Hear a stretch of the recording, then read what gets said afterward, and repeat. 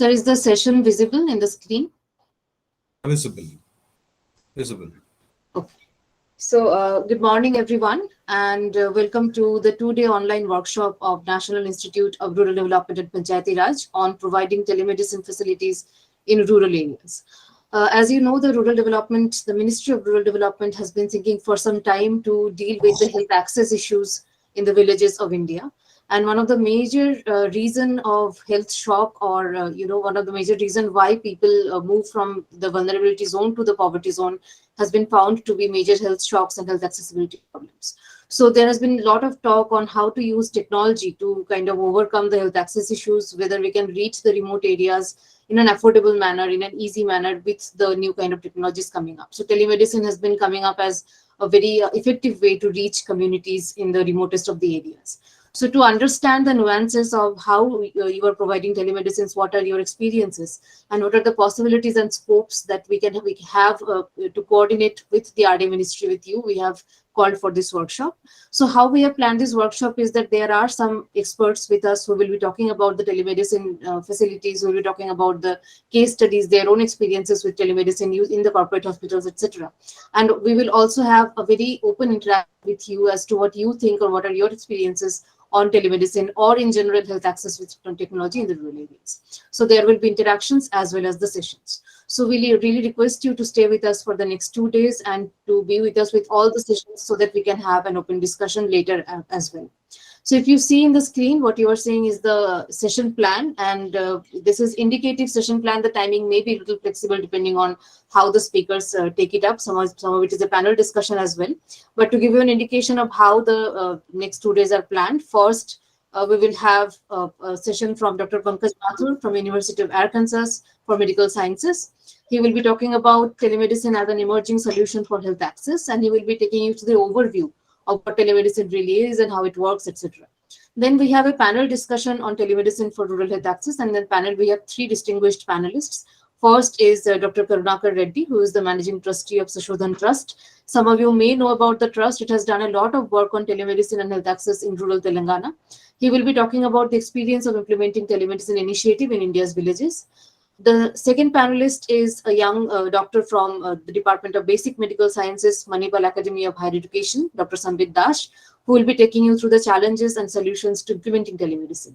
And then we have our distinguished panelist, Dr. K. Ganapathy, who is from Apollo Telemedicine Networking Foundation, is the director, and Apollo Telehealth Services, who will be talking about the remote technology-enabled rural healthcare, a corporate hospital experience over 22 years. After the panel is over, we will have a discussion with you. Dr. Shaktivel will be anchoring the discussion, but we will hear from you what you have to share and what you have gathered from the presentation and what else can we learn from your experiences and your own field level work. The next day, that is tomorrow morning, we have a session with Dr. Murthy Gokula, who is a geriatric specialist from University of Toledo, who will be talking about the implementation of experience of telemedicine in rural India. You can see that the session is starting a little early tomorrow at 9 a.m. because he is also joining from US, just like Dr. Mathur. So we have had to kind of prepone it a little bit so that his timing is adjusted better. Then we will have a group discussion with your group where we will discuss the scope of telemedicine as future rural health, and I'll be dividing you into 2 or 3 groups depending on what kind of discussion we have today. And from the group discussion, we will be documenting the learning of this workshop, and this whole the proceeding of the workshop will be submitted to our ministry as the outcome document. And then we will have a valedictory session. So this is the plan we have for 2 days. It's not very highly packed. As you can see, there is a lot of scope to talk, to interact, to learn from each other, and to kind of, also learn from our experts who will be joining today. So with that, let me close the session here, plan here. And I would now request Dr. Shaktivel to, formally welcome you and give a welcome address. So over to you. Thank you, Ruchira. Good morning, our distinguished panelists and our participants from various health departments and consultants who are working with the government and also private. And I'm really happy that it's a new area for us. NIRD, we were working, we don't work much on health aspects, but we have started looking at it as an important element in rural development. So our management has been very keen, and the ministry is also very keen to initiate certain convergence with the health departments and ministries of the state. So it's an opportunity. We thought we can explore and provide guidance to the ministry. So that's why this workshop is being planned. And telemedicine has been one of the areas. So I think if you look at the urban population is getting the benefit because of the technology connect, but rural areas are still uncovered, like with solutions like Practo and others. City urban population is tapping it to its advantage, but in rural areas we need much more guidance because the diagnostic facilities or supply of medicine or proper support is not available. So it has been always a challenge in ensuring telemedicine. It's not spreading the way it is spreading in the urban areas. And definitely, I see our panelists who work on these aspects. I think it's very important that they have started working on this aspect, and it will be very useful to learn from them and understand what they think could be the solution. So that's why we thought it's a workshop in which we will have certain experienced medical practitioners who are already dealing with it, so that there will be more experience that can be brought into the table, and then it can be formally given to the ministry. So in the meantime, like we had certain discussions with Dr. Karnakar Reddy, who has been closely associated with us. He used to come for the technology park that we run on entrepreneurial activities. So he has been talking to us, and while establishing his trust after coming from the US.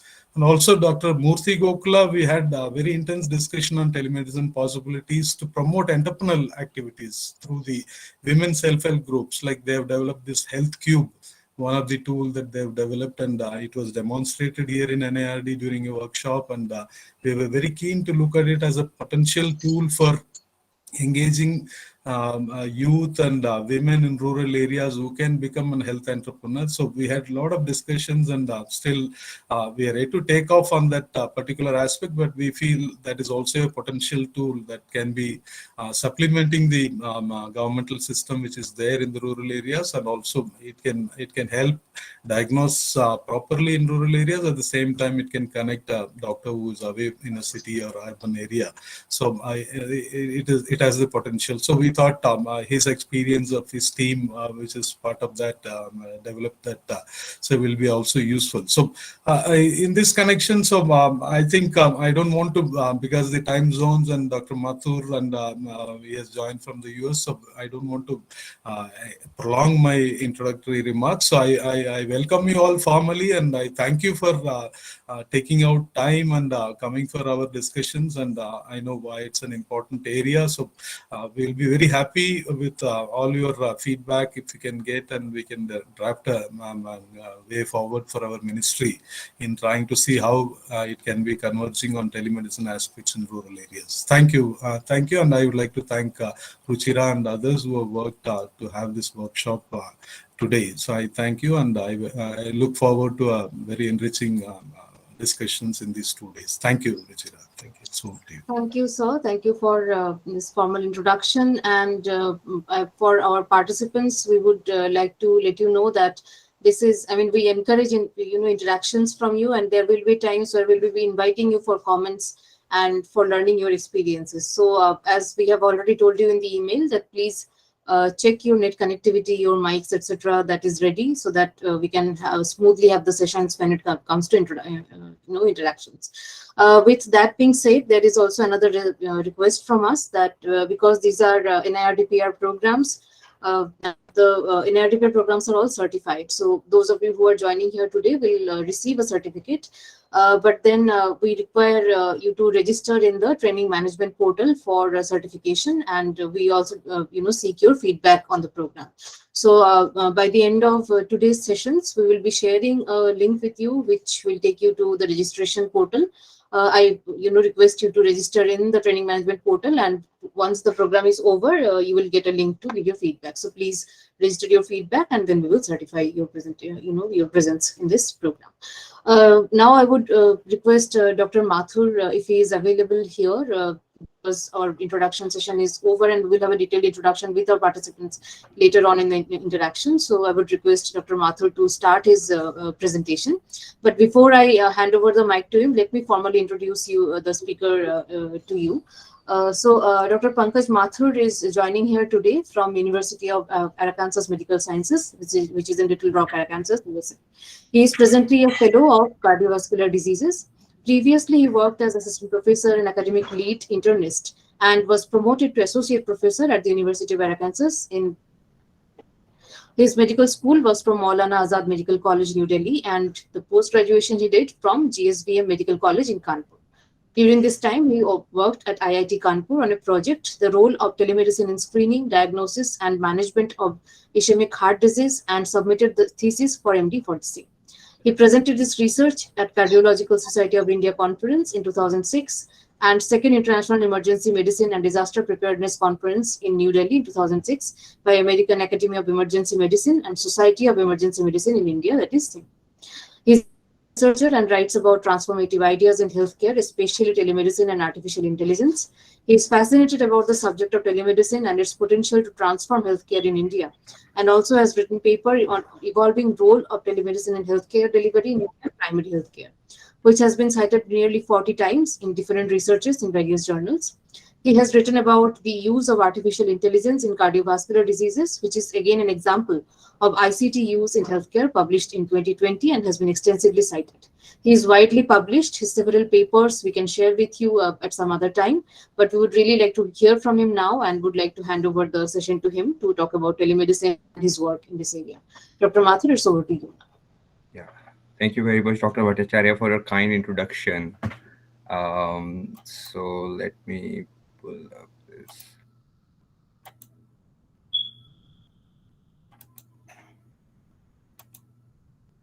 I hope everybody can see my screen. Trying to.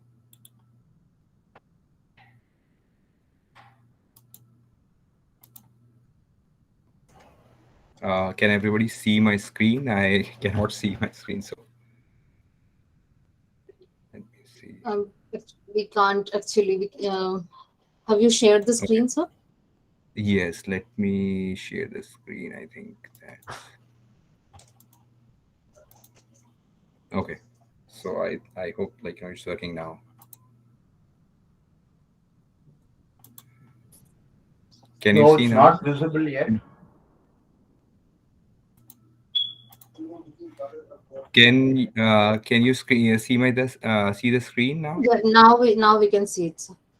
Okay, so this is opportunity. I think Dr. Bhattacharya emailed me a couple of weeks back, and I said that I would be happy to present this. This is telemedicine is a field that I'm really very fascinated about, and it has a really great potential, especially in India, because India is such a vast country. Like it's healthcare for all is as a goal. It needs the input from the information and information technology, and it can really help us all. So this content is presented in this presentation are my personal views, and it does not reflect that of my institution UMS, and it's only for educational and informational purpose only. So starting, we all starting in the morning, it's like this. The brain is a wonderful organ. It starts working, and then it goes to stop. India is a vast country. It is like 1.2 billion people are there. There are no solution, which is one solution for all. So it is kind of difficult to have strategy in place for whole India. But again, it is, there are so many opportunities are there. We should just start somewhere. So in this, for this presentation, we I have made this uh, subheadings: telemedicine, rural healthcare in India. So we'll go over what is telemedicine, what is the history of telemedicine in India, what are the current status of healthcare in India, and then there is a small case study of Tripura, and what is the current status of telemedicine in India, and telemedicine and global health and future implications. So, what is telemedicine? Telemedicine, like a World Health Organization has defined telemedicine as a delivery of healthcare services where distance is a critical factor by all healthcare professionals using information and communication technologies for the exchange of valid information for diagnosis, treatment, and prevention of disease, and for continuing education for healthcare providers and all the interest of advancing health of individuals and their communities. So, how it is done? Telemedicine can be classified into basically two types. So, store forward or asynchronous type of telemedicine, where there is an exchange of pre recorded data between two or more individual at different time and places. And then the second one is real time or synchronous, where there is a real time exchange of information between healthcare professionals or a patient and a physician, and for a wide array of clinical services, including disease diagnosis, triage, management, and follow up of diseases. The ICT tool used in telemedicine can be just like low tech tools such as telephones, fax machines, video cameras, or high tech tools like advanced computer or digital interface, and requiring like broadband internet connections and satellite support. So there are these two terminologies we need to understand is like telehealth versus telemedicine. Telemedicine is mainly for the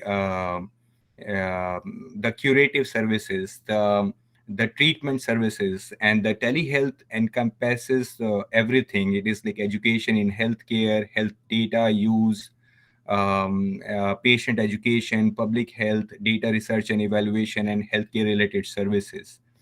So these are the definitions. Telehealth, the use of digital technologies to deliver medical care, education, public health services by connecting multiple users in separate locations, and a broad definition of technology enabled healthcare services. Telemedicine, the use however, the telemedicine is the use of medical information exchanged from one site to another site via electronic communication to improve a patient health status and clinical care from a distance. So that is the main kind of like a difference between telehealth and telemedicine. Telemedicine has like many applications in the field of radiology, cardiology, dermatology, neurology, oncology, and pathology. So now going to the telemedicine history in India. So this telemedicine initially was in 2000. It was initially started, and Dr. APJ Abdul Kalam was also very instrumental um, in um in starting the concept of use of IT in healthcare and to improve the healthcare in India by the use of IT technology. So this is just like a picture, like of him, like opening one of the first telemedicine facilities in Tripura. um, and this was like he was himself involved in starting this pan-African initiative in 2004 to connect uh, India to African countries for telemedicine. So this is kind of like a map, like which uh, shows government players and the private enterprises who are working in the field of telemedicine. ISRO was the pioneer in this field, and it set up 384 rural hospitals, 60 tertiary care centers were set up, and this was all in 2000. And in the northeast, like it was they set up telemedicine application centers, nodal centers in the northeast, and in the private players, Apollo Telemedicine Network is one of the biggest in the country. 125 telemedicine nodal centers are there, and there might be now even more. And then 7 telemedicine specialty centers are there. Narayan Hirtualay is also a big private player in this field. And these are the government institutions: the PGI, Chandigarh, AIMS, SGPGI in Lucknow, CDAC, Mohali, and Department of Information Technology, Government of India. These are the like the main players in the field of telemedicine in India. And there are like now, because of the mobile health, there are like so many other new players are coming up every day. So ISRO is the main um, the provider for the telemedicine in India, and they set up 60 super specialty hospitals, 18 mobile telemedicine units, and 306 rural hospitals were kind of connected by the telemedicine network.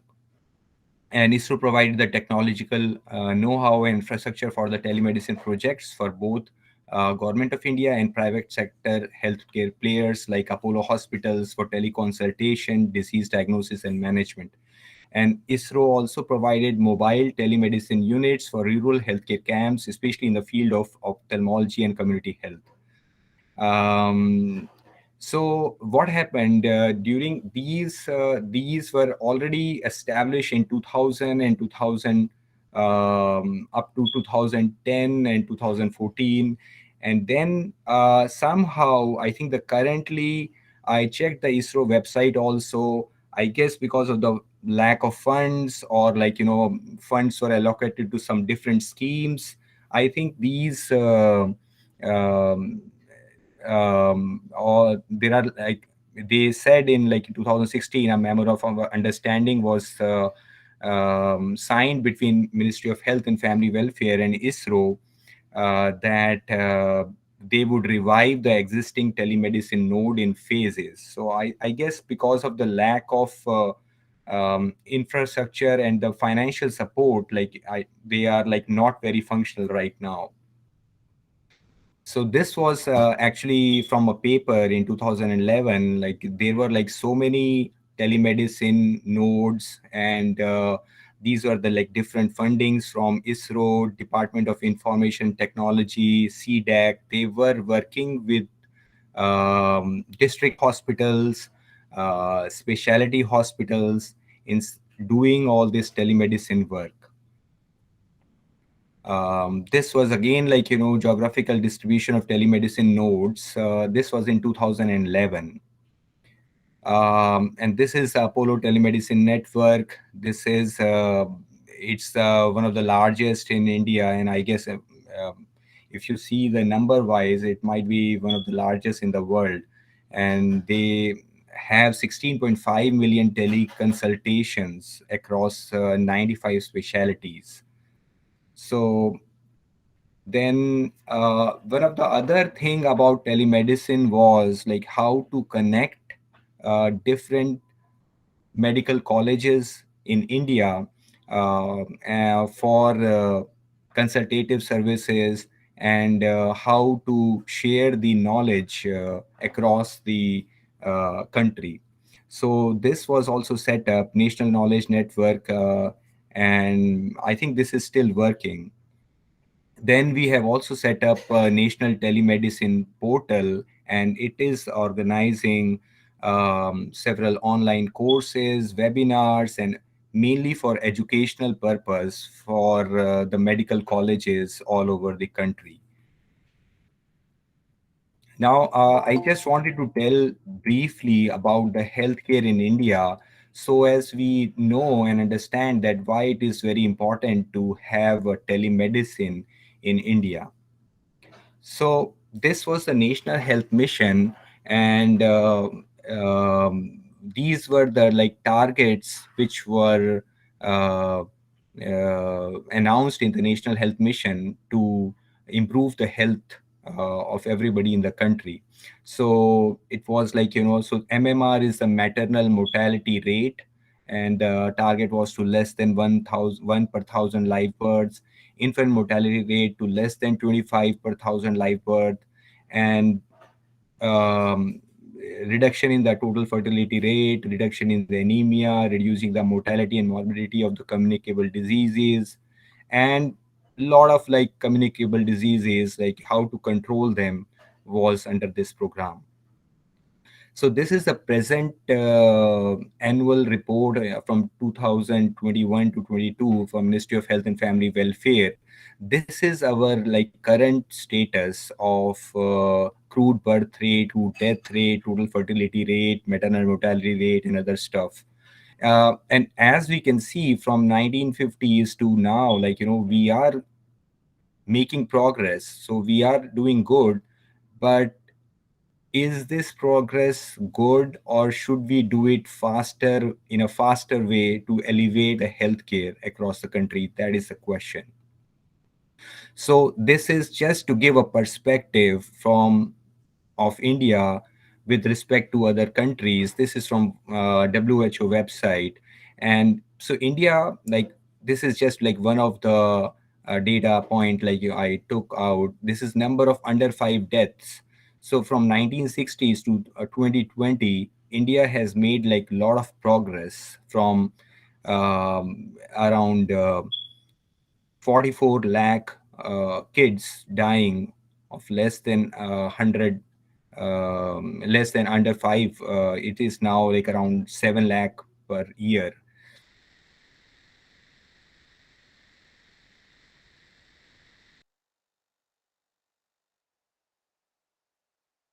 Most of them are like vaccine preventable diseases which these kids are dying, so which are like easily preventable causes of deaths. So this is just sorry.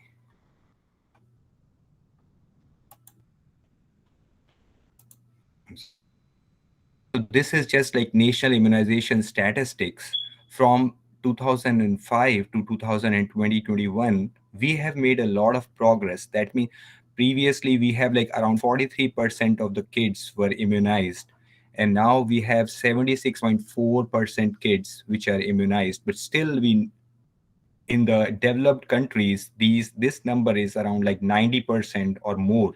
So we still have like a lot of progress to be made. This statistics shows how much institutional delivery is there. And again, we can see that we have made a lot of progress from 40.9% to 88.6%. So we are making a lot of progress, but still, like, there is still we need to do more. These are other numbers which show that, like, are we need to improve. Like under 5 mortality rate, current status is 36, and we need to reduce it by to 23 by 2025. So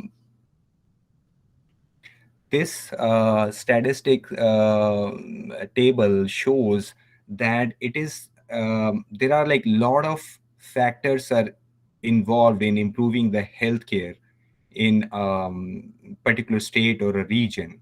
And one of the thing we say is that, like, the access to healthcare, and what is the terrain of that area, or like how is the educational status of that area. So all these things are very important.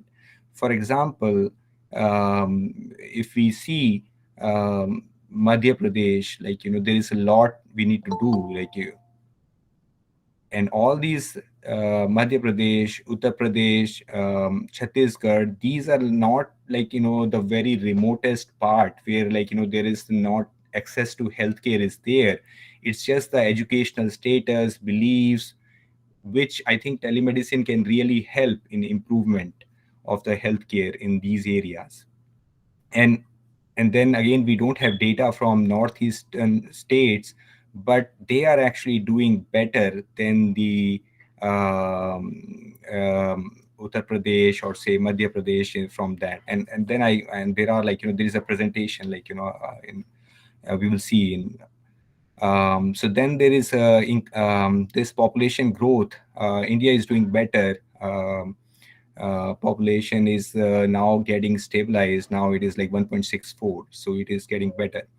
So I am just like briefly telling about, like, how or what were the achievements of the national Health Mission or the National Rural Health Mission. And I think now Ayushman Bharat scheme has kind of um, it's kind of like consolidating the sub health centers, primary healthcare centers, and community healthcare centers all over India. So I think they have now named all these centers as Ayushman Bharat Health and Wellness Centers. And they are expanding and strengthening the existing reproductive and child healthcare services, and have now involved communicable disease services, non-communicable disease services, especially of hypertension, diabetes, and three common cancers: oral, breast, and cervical cancers. So this is something new which they are now, um, government of India is like trying to put more emphasis in all the kind of like comprehensive health at the level of CHC, or community health center, like as previously it was called. So then like we are also thinking that to include mental health, ENT, ophthalmology, oral health, geriatric and palliative health care, as well as trauma and health promotion activities like yoga under these schemes. Um, and the other thing which will definitely help, like to improve the healthcare, will be this. I think to have some kind of like insurance or health coverage for the poor socioeconomic people. So here, so this is a case study, like I am presenting about Tripura, and how that in spite of being in the very remotest northeast part of the country, how the healthcare indicator in Tripura are very good. So this is the infant mortality rate in Tripura. This is like 21. The average of India is around like 30. Crude death rate is also better than the national average. So all the things are actually better than the national average. So telemedicine actually somehow came to Tripura in 2005. So they set up first telemedicine network in Tripura at the GB Pant Hospital and IGM Hospital in Agartala, and they made like few nodal centers in the state of Tripura. And then like subsequently second and third telemedicine centers were set up, and with the help of BSNL, Ministry of Communication and Information Technology, and along with WEBL ECS, which is a kind of a public sector undertaking in collaboration with the IIT Kanpur. And they did like a lot of good work, and there were like around 52,796 patients were treated in 9 years from June 2009 to 2014. And major disciplines covered under this services are like medicine, radiology, orthopedics, pediatrics, gynecology, surgical dermatology. um, so this was then. And then like so by around 2010 or 2000, these were the nodal centers for telemedicine in the state of Tripura. These were the three major referral centers, and the IT support was provided by DIT, Webel Electronics, this communication company of West Bengal, public sector undertaking company, and IIT Kharagpur. So healthcare wise, if we say that like they have like a lot of healthcare infrastructure, which is like not correct, like because there is still the total number of sub health center, primary healthcare centers were still less than the target. But somehow these guys are like doing making good use of the resources that are available. So, and telemedicine is still very active in Tripura. And I saw this paper, which was just published in 2022, and about teleradiology and the effectiveness of telehealth model in the rural healthcare sector.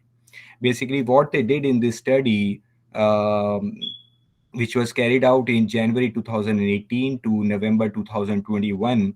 And they kind of like involved an alliance between current network of 26 CHC. This is community health centers, district health centers, and sub-district centers and hospitals of Tripura, and teleradiology solution in Bangalore, Karnataka. And over a period of 3 years, they found they interpreted the teleradiology studies, and with a mean turnaround time of 3.19 hours. What this means is that, like, if somebody has done an X-ray in Tripura, the report of that X-ray will be read within 3.19 hour, which is like not bad. Um, and so they concluded that teleradiology has proven to be a value-added service in rural healthcare in remote northeast of India. So they are still doing a good work there in the field of telemedicine. So basically, what I understood is that, like, systems work if they are done properly, and the grassroots workers and the coordination between intergovernmental agencies is the key to success. And training grassroots workers, education, and recognition of their work is very important. So that is why I think Tripura, it's like doing well, because despite the lesser number of resources, they are making like good number of with whatever resources they have, they are able to utilize them very effectively, and using telemedicine or whatever services they are available, they're making use of them. So this thing, COVID-19, like, actually changed a lot of things worldwide and in India also. Ministry of Health and Family Welfare, like, it set up a e-health and telemedicine initiative in, I think in 2020. And now we have a national teleconsultation services. E-Sanjeevani was set up, and around 68 lakh people were served, and, like, a lot of providers, physicians were onboarded. So a lot of work has been now done after this COVID. So this is a E-Sanjeevani is actually a national telemedicine service in India, is delivered via two variants. One is like doctor to doctor telemedicine platform, and the another one is a doctor to patient telemedicine system. The key feature of eSanjeevani or Ayushman Bharat healthcare wellness center include like MIS based application, comprehensive electronic medical record system, teleconsultation, and video conferencing. So total number of teleconsultation under eSanjeevani was like 116.91 lakhs as of 16. So I think it's a good way to start the telemedicine services nationally. Then there are like a lot of schemes are there to consolidate healthcare in India. Pradhan Mantri Ayushman Bharat Health Infrastructure Scheme was also in launched in the financial year 21-22, and to strengthen the healthcare structure across the country. Basically, what it is doing, like what it wants to do, is to target to build a IT enabled disease surveillance system by developing a network of surveillance laboratories at block, district, regional, and national levels in the metropolitan areas, and strengthening health units at the point of entry for effectively detecting, investigating, preventing, and combating public health emergencies and disease outbreaks. So basically, it is a kind of telemedicine, and it is one of the use of telemedicine is to get the disease surveillance system and treatment and all this stuff. So this is kind of like telemedicine, use of telemedicine to strengthen the national health infrastructure. And this is again, if we go to this website, like, we find this health management information system. This is also a portal which gives like a lot of information regarding the healthcare indicators of India. And so this is also a good way to kind of uh, um, for the to understand the discrepancies or disparities in the healthcare indicators of India, and both at the district and the national and the state level. So it's a web-based portal which helps in effective monitoring implementation of various program under National Health Mission. And at present, there are like 2.5 lakh health facilities which are uploading their data and infrastructure report on a monthly basis in this website. And it captures around 400 data elements of service delivery and captures 700 data elements of infrastructure. So these uh, these data entries are like basic reports, and has a national identification number and a local government directory used for unique identification of healthcare facilities at the village and the block level. And then lot of the features of geographic information system are developed and made functional. Basically what it I think what the purpose of this is to develop a kind of at the state level and at the block level and the village level, like what kind of diseases are prevalent in that area, what kind of things or we need to do at that area to improve the healthcare. So I think all that information can be we can get from this health manager information system. And it also supported like co-win portal and interaction of with best practices and public health monitoring and assistant of emergency response unit during Mahakumbh at Haridwar was also done. So, and this is the kind of the website of health management information system, and it has like national health portal also, and all these websites are there to um, which really helps in getting more information about the healthcare in India. And again, this is another initiative which is like telemedicine, because this is a mother and child tracking system and the reproductive and child health portal. So this is the reproductive and child health portal, and this is to facilitate timely delivery of healthcare services to all the pregnant women, lactating mothers, children. And this was, I think, more of a mobile or health initiative, which is like kind of like telemedicine. Uh, and it has been implemented already in the 34 states. And they are sending data to this MCTS, Mother and Child Tracking System portal. And a total of 20.67 crore pregnant women and 17.81 crore children were registered in this portal as of 30th December 2021.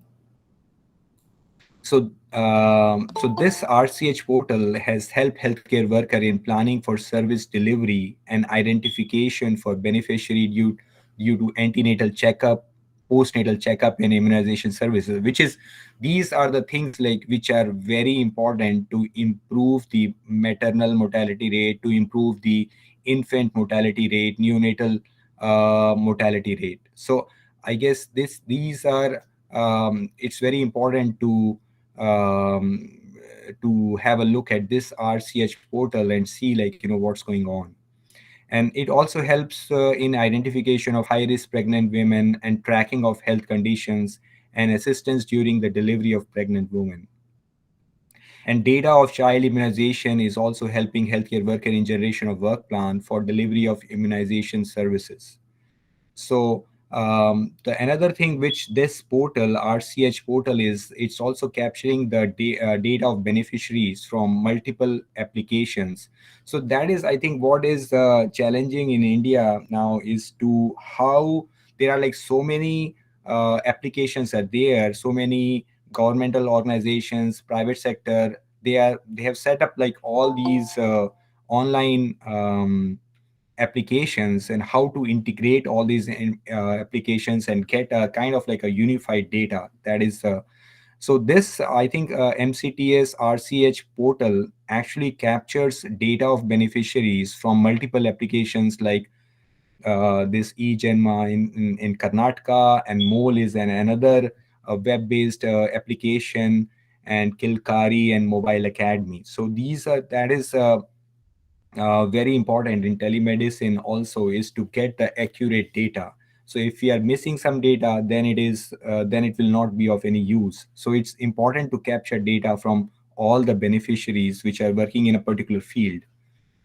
So this is Anmol is also a tablet-based application. This is a Government of India scheme also, which powers Anganwadi workers, frontline healthcare workers, in carrying out their day-to-day activity effectively by entering and updating service records of beneficiaries on real and near time or near real time basis. And it is already being used by around 97, almost like 1 lakh Anganwadi workers since inception.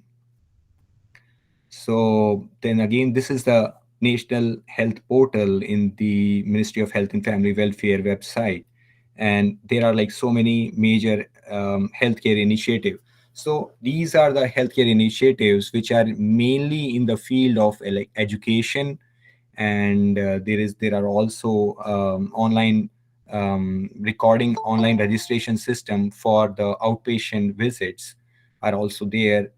And then in 2020, telemedicine practice guidelines were actually put in place by the Indian Medical Council.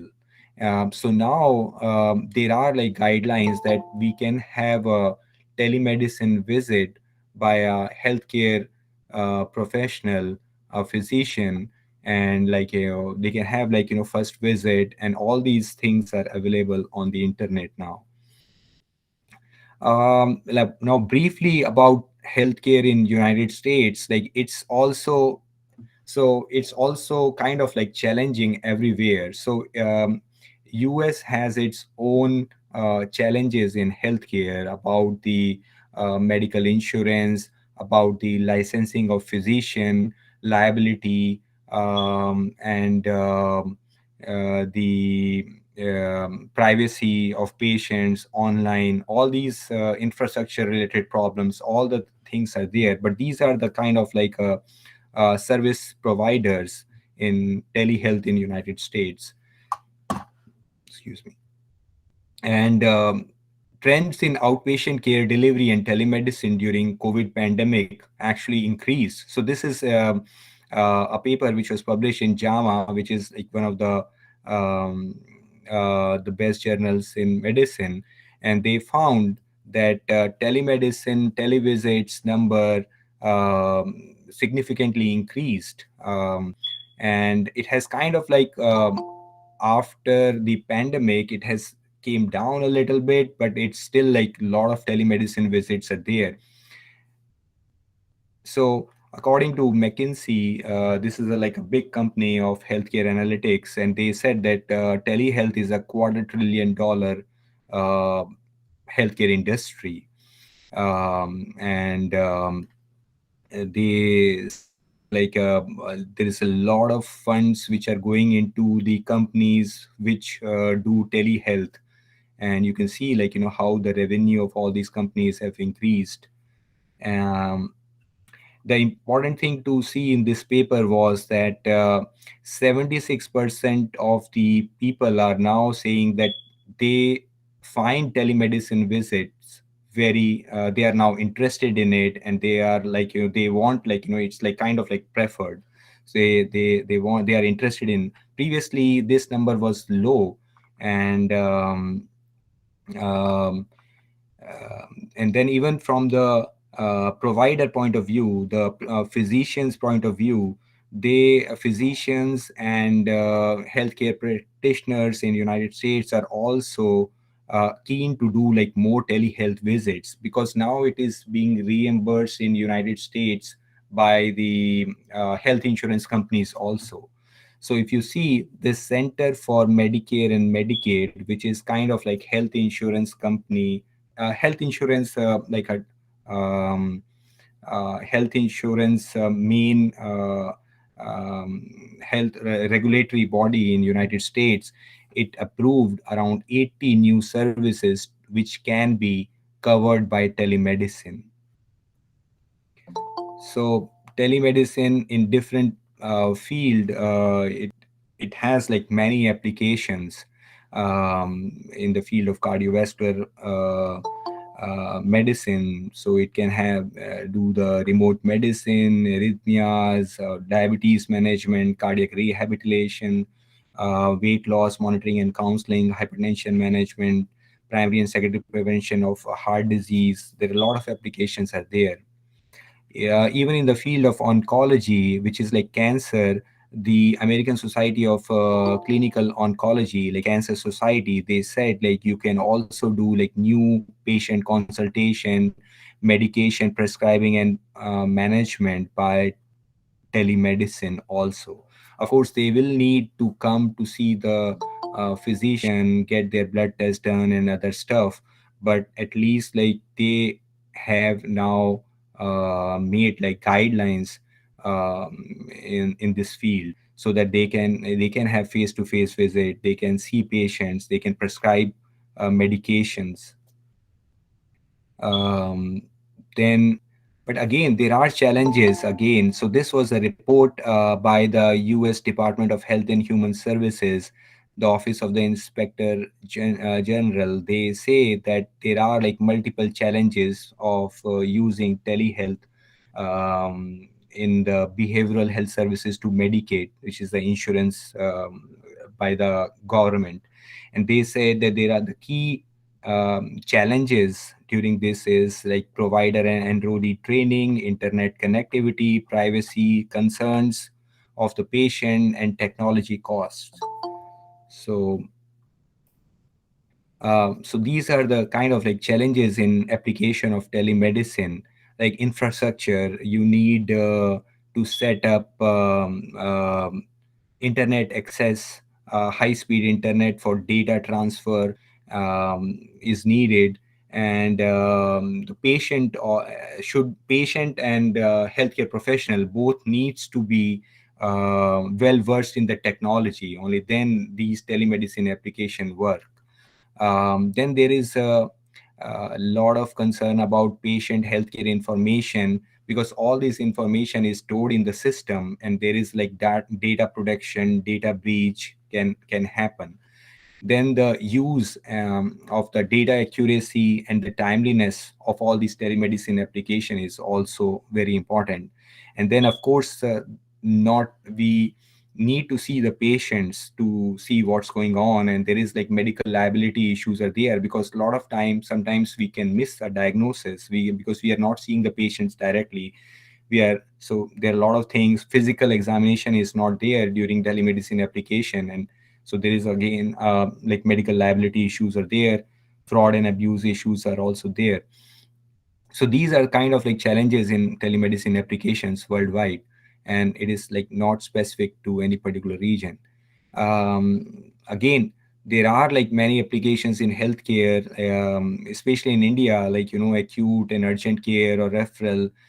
Universal accessible healthcare is very important.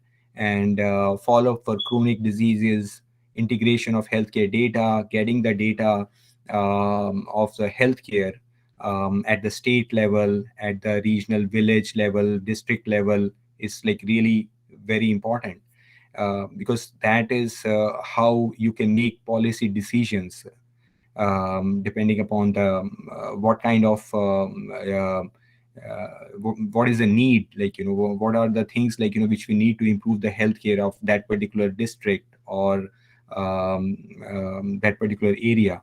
Then the education, patient education, and the healthcare professional personnel education is also very important, and which is a very good application of telemedicine, which can be applied in this field. Um, this is from our website, like how like if we have to implement telemedicine, we try to find like what is the need, like, or what's the problem, and then try to form a team and like IT infrastructure, like what do we need, and then trying to how making a case, how do we get a political and financial buy-in, and whether it is the right technology, and what are we trying to achieve, whether we are trying to do something to improve the just the education, or we are trying to provide a, like curative services, or telemedicine based care, or is it just the education, or is it just the data we need. So these are the things we need to understand, and then designing the workflow, partnering with the patient, preparing a care team, implementation, and then like how do we evaluate success and how does it work. So these are kind of like basic steps we need to set up telemedicine at rural healthcare level or any level. And these are the kind of like resources for telemedicine implementation. Like this is from US HHS website, and this American Medical Association. So we can get like these. There is a lot of information is there in these websites. So I think in key areas to focus in India for telemedicine is maternal and child health, to improve the maternal mortality rate, infant mortality rate. I think this is the key, like to how to implement consolidate these services, and like to have like immunization services, health education. Then it can be also used in like chronic illnesses and psychiatry disorders. There should be like in greater involvement of private sector enterprise along with the government, and consolidation of existing infrastructure. Like for example, like we did like a lot of work of telemedicine in 2000 and 2005, and like up to 2010. But then like because of lack of kind of financial support, and there were like some other um, uh, reasons, like it's kind of we are back to square one. And then like there need to be like greater coordination between the governmental agencies, and centralized initiative should be there. So there are like a lot of players are there: Ministry of Health and Family Welfare, Ministry of Finance, DIT. um, uh, I think that also we need to have like a greater coordination between the different governmental agencies. Um, I guess that is. I think this is enough for now, I guess, and um, that's what I would say. So this is like a Kobe Bryant, like he's a basketball NBA Hall of Fame player. Like he says that everything negative, pressure, setbacks, challenges. There are a lot of challenges in India, but uh, it's all like opportunity for us to rise. So and if you guys have any questions, like I would be happy to answer them. Thank you. Thank you so much, Dr. Mathur, for this, this brilliant presentation. You have widely set up the, scope of telemedicine and taken us through what it really entails. The presentation is now open for interaction, but before that, I wanted to ask you that will you share the presentation with us, because there are some links in the PPT that we can see that there are some resources in it. So will you be Yeah, sharing it with the yeah, group, yeah. or I can share. Yeah, I can email it to you, and then like if you want, yeah, you can okay, send it. okay. Yeah, So the definitely. yeah, so now it's open for questions. You may please either raise your hand and I'll unmute you, or you can unmute yourself and ask straight away.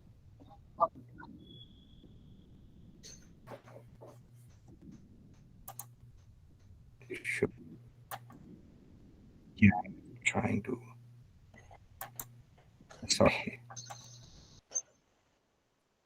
You can stop presenting, Dr. Mathur. Okay.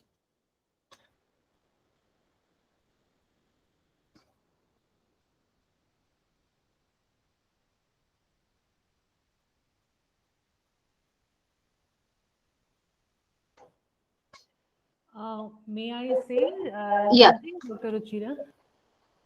yeah, Dr. Pujari, please. No, I was just thinking there are a lot of participants here, I think, who also come from a medical background, working in the field of community health. So we look forward to your inputs and also to your comments and uh, in this area, particularly who's been working in this area. And thank you, Dr. Mathur. It was really very, very enlightening to hear you on telemedicine and your work in the state of Tripura. And have done some work, not really exactly on telemedicine, but really interested to know because we recently had a program for a group of, as you were saying, a group of government functionaries at the grassroots level, and the knowledge and awareness levels are still very, very low in terms of how to access it, how to use it, and there are a number of challenges as you were just mentioning all of them. So of course we need to address each one of them, and that there are strengths and weaknesses as well, but it was really, really very enlightening. So, can we have the participants who are, I'm sure there are people from NHSRC and other medical organizations here, so who can also kind of pitch in?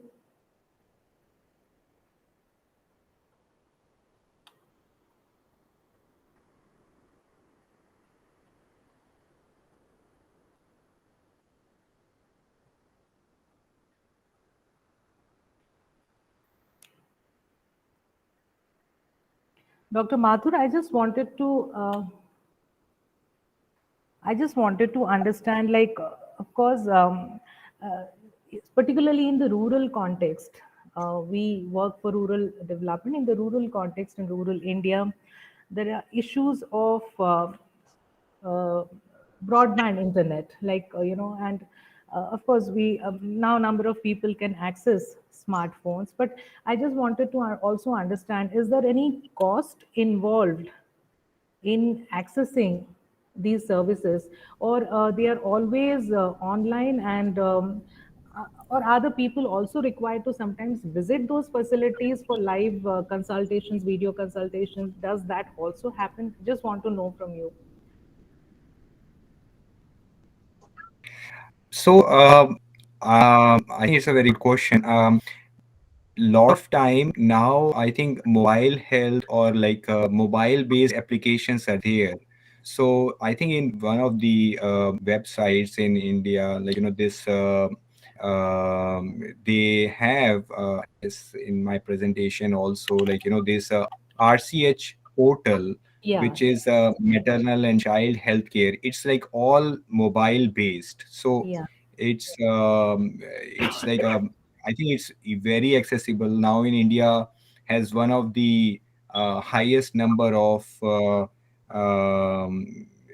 this uh, mobile penetration is very high in India. So I guess these can be used by everybody. They are like not very expensive. I think there is the data cost is involved. Like I don't know how much data transfer and all this stuff is. The different plans, people they have like different plans for data transfer and all these things are there. But I think they are reasonably cheap. They are like not very expensive.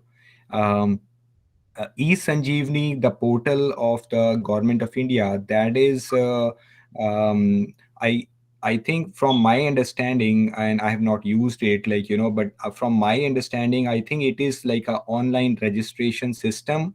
Some services are available, and but mainly it is like, and then there is a like e hospital or e-hospital is also there, which is also kind of like online registration services for in the bigger centers. So basically I think it is not for rural areas, it is for the bigger centers. There are like telephone numbers, and then they will do the online registration system. So I guess like this kind of system is there. I yeah. don't know whether I answered your question, but this is what my No, understanding is. yeah, yeah. And also, are these text, they are there in vernacular languages, or so for rural people to access them, and to understand them. I just wanted to know, I mean, how do Yeah, they? that is also a good question. Actually, I have not thought about it, but the what the tablet-based services like Anmol, I was looking at the website itself. Like, I think it is in the, like, they are used it like, very like pictorial, and it's like I think it is in Hindi also. So, Okay. but I don't know whether like other languages are involved or not. So I don't know about it. Because there are challenges there, and of Yeah, course, definitely. Like, and and but the it has been working. So I don't know, like, this has been working, and I guess we might need, like, somebody, if you need to know, like, then we just need to, because it's like working fine. Like, there are like 100,000 Anganwadi workers, like 1 lakh Anganwadi workers already have, they are using this Anmol based okay, tablet based application system. So it's there. So I think they are using it mainly for getting the data. okay, So it's like, because telemedicine has different applications. It's like, it can be like patient and doctor related, like, like curative and other is like to get the data, disease surveillance. So I guess it is mainly the RCH portal, the maternal and child health portal. They are mainly to get the data and get these people in the system, so that, like, they are not lost, and then ultimately, like, RCH portal, so that the beneficiaries, they can have delivery in the hospital. They are getting all the nutrition, like iron, folic acid tablets are there.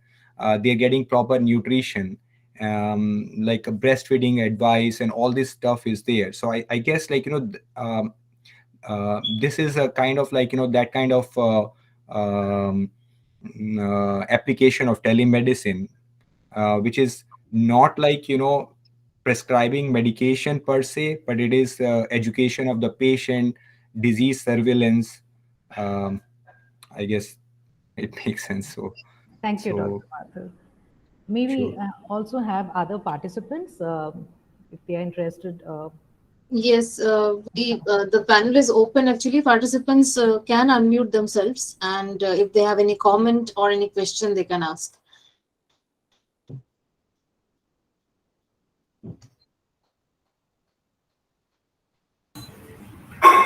Hello, Dr. Mathur.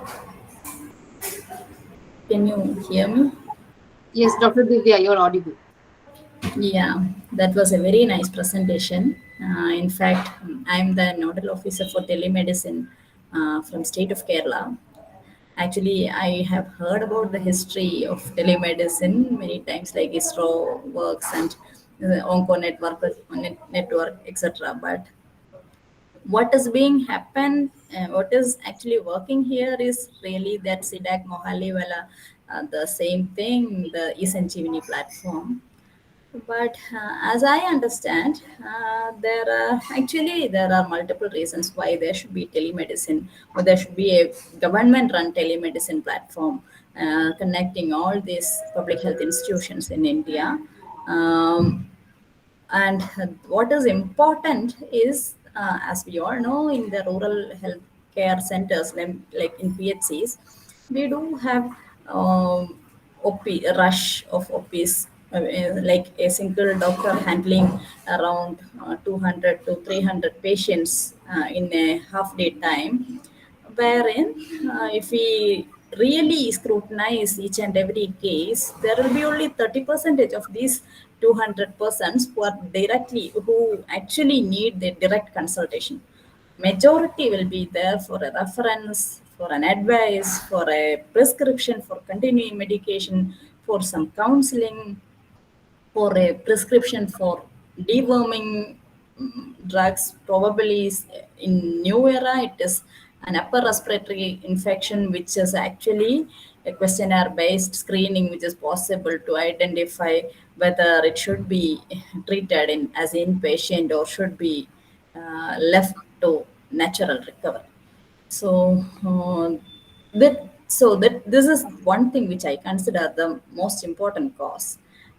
And the definitely the out-of-pocket expenditure, the accessibility, are the many other issues as far as Kerala is concerned, which is rich in healthcare institutions and medical care facilities, even in private sector and government sector.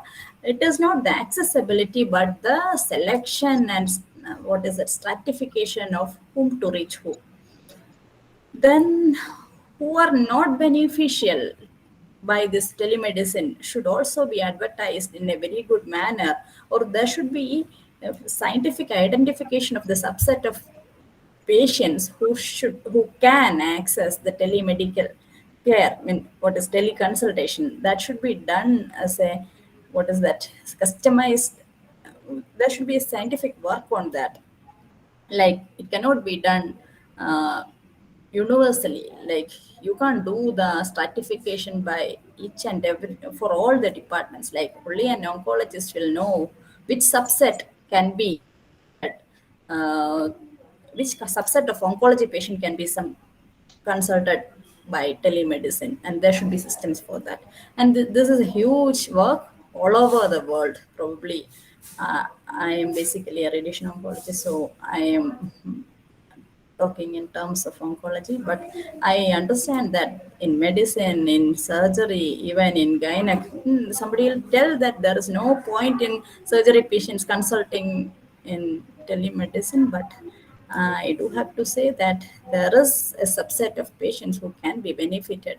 Dr. Divya, if I just intervene in case I forget, just to ask you, which group of the population, in terms of age group, in terms of also social, caste class group, are the ones who are accessing it mostly from rural Actually, areas? we have done an analysis recently, which just found out that the majority of patients who are accessing is 40 plus. That also females, and also it is well benefited that is a highly satisfied subset of patients are who are having a public health facility nearby, just because they are getting free medications from utilizing this. We have given a government order to all the public health facilities to honor the prescriptions and the test request by the telemedicine platform, eSanjeevani platform. So it is all loops are completed. So probably this is how we could translate that. So that is it. And We is it, even, huh, yeah, please go ahead. is it only for the RCH concerns, or what? No, no, no, no, no, no, no, no, no. The telemedicine platform we just started from June 2020 when the COVID was on its peak.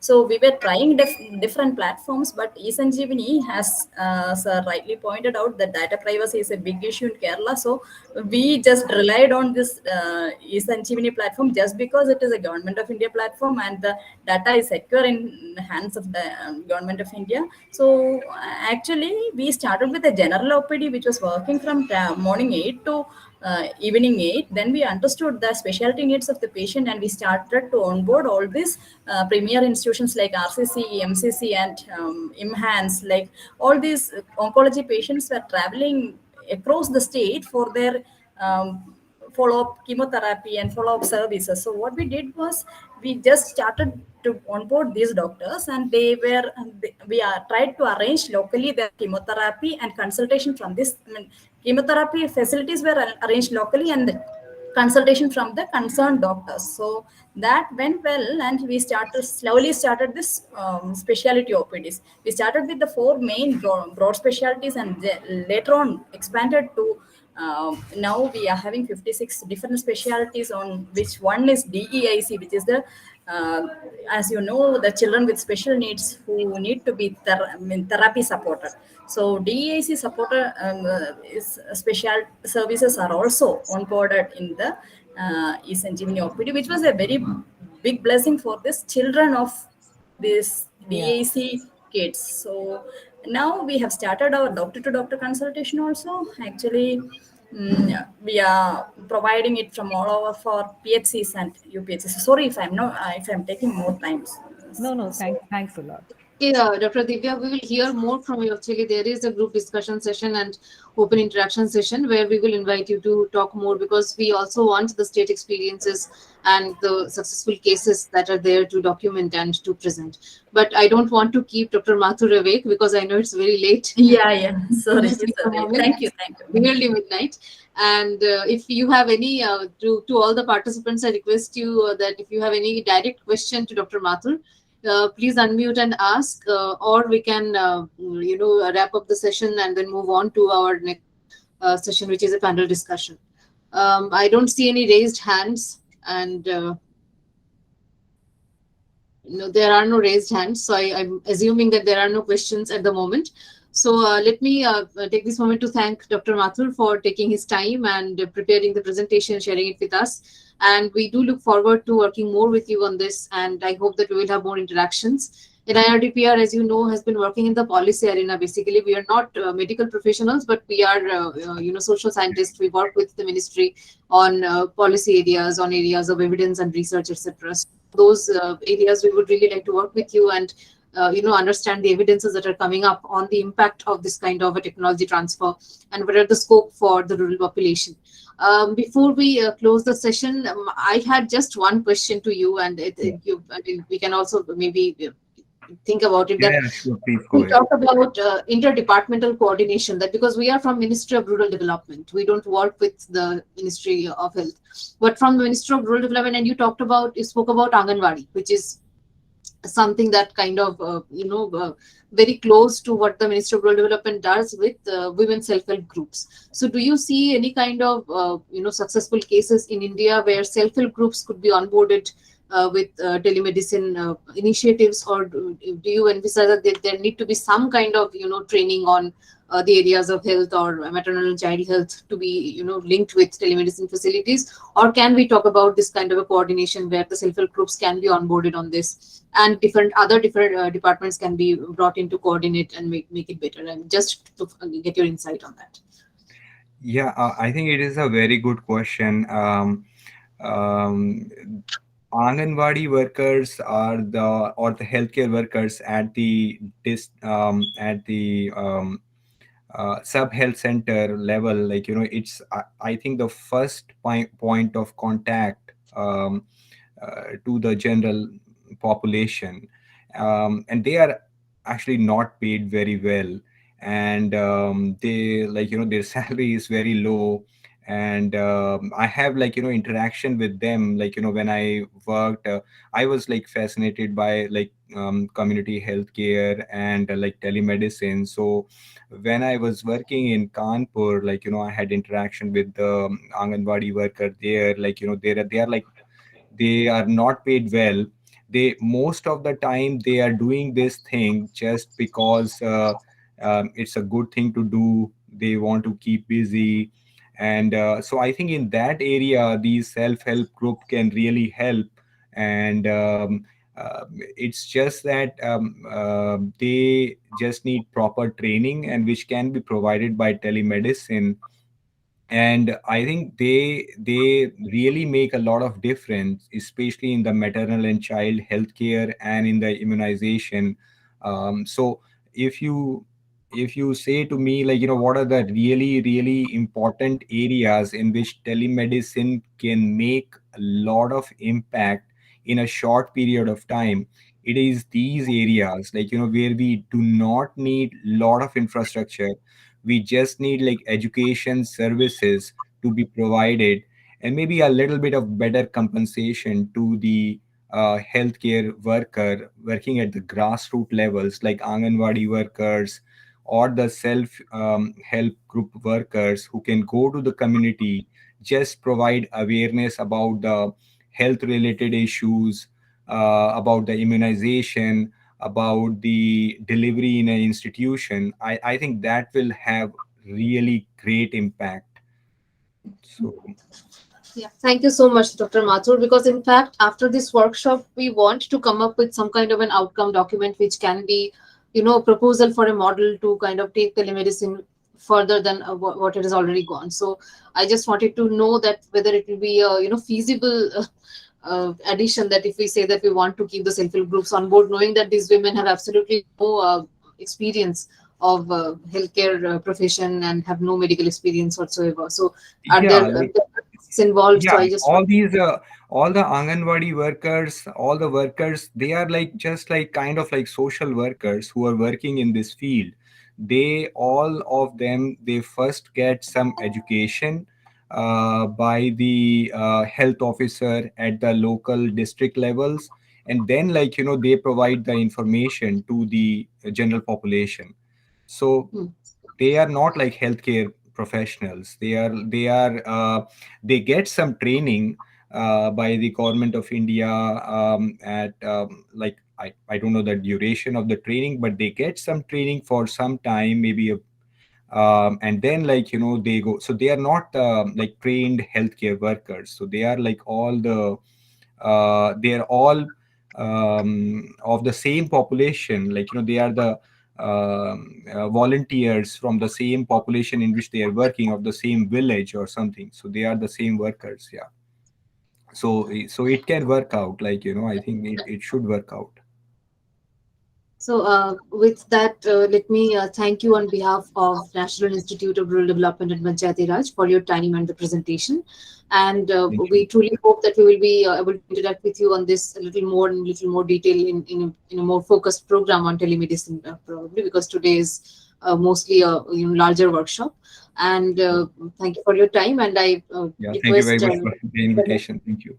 Yeah, thank you so much. Thank you. Bye And bye. we would contact you a little later with some more details and logistics, but that will be from our department. Thank you so much, Dr. Mathur. You're welcome. No problem. Take care.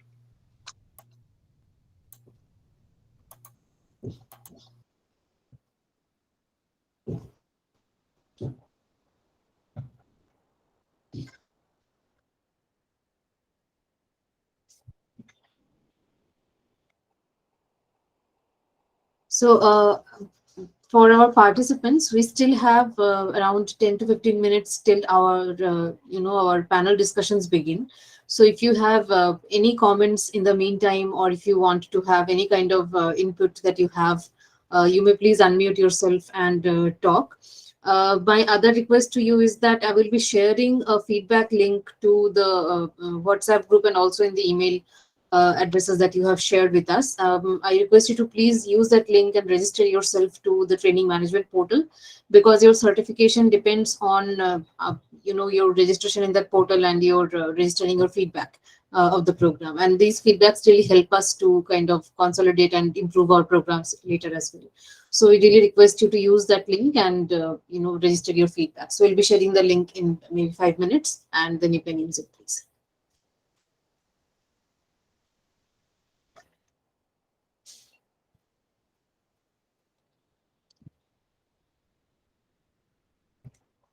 So the next speaker will join us at 11:15, or can we have it a little early? Let me just see if Okay. someone has joined. Dr. Karunakar Reddy, are you in the meeting room?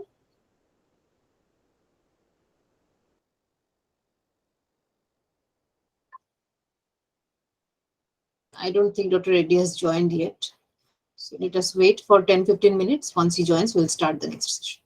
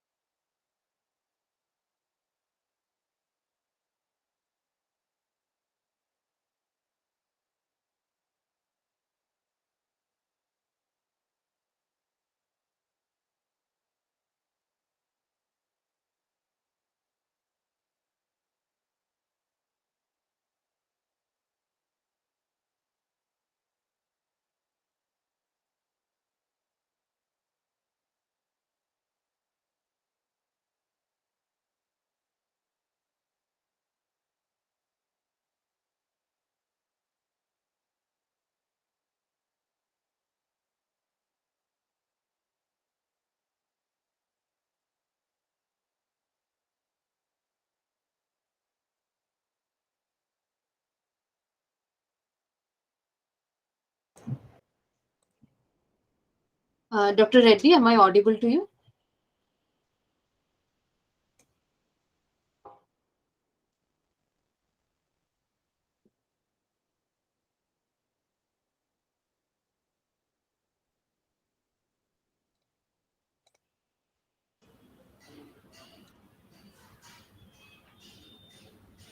Good morning, Dr. Reddy. Am I audible? हाँ नमस्ते नमस्ते रुचिरा जी कैसे हैं आप हाँ, ठीक है sir. Actually, हम लोग अपना पैनल डिस्कशन शुरू कर सकते हैं because our last presentation is now over. And if you are ready, we can start straight away start with your program. In which case, you will have a little more time to talk and interact. Okay, so then what we'll do is let me open up my PowerPoint presentation. So if you can give me share my screen. Yeah, I have made you the co-host of the meeting, so you should be having the Okay, so let me share the screen then. Yeah, so sure. Can you see my screen? No? Not yet. Not yet. Okay, let me. It takes some time to. Let me see how we can do that. So share screen. Got it. And touch screen.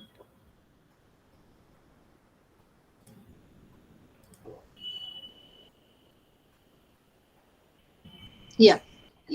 Your screen is visible. Okay, can you see now?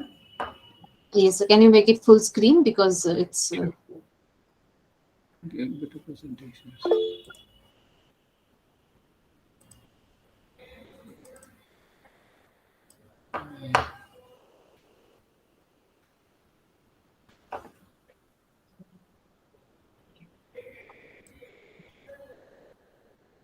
If you do it from beginning, we'll be able to. Sure, so I'm coming there. So let's see how I can, so I can remove everything and share the slideshow. F7, sir. F7? Okay, thank you. Full screen mode. Otherwise, you go down at the bottom, there is a full screen presentation mode. Right, next one, next icon. Yeah. Yeah. Sure. There we go. Yeah, we can see it, sir.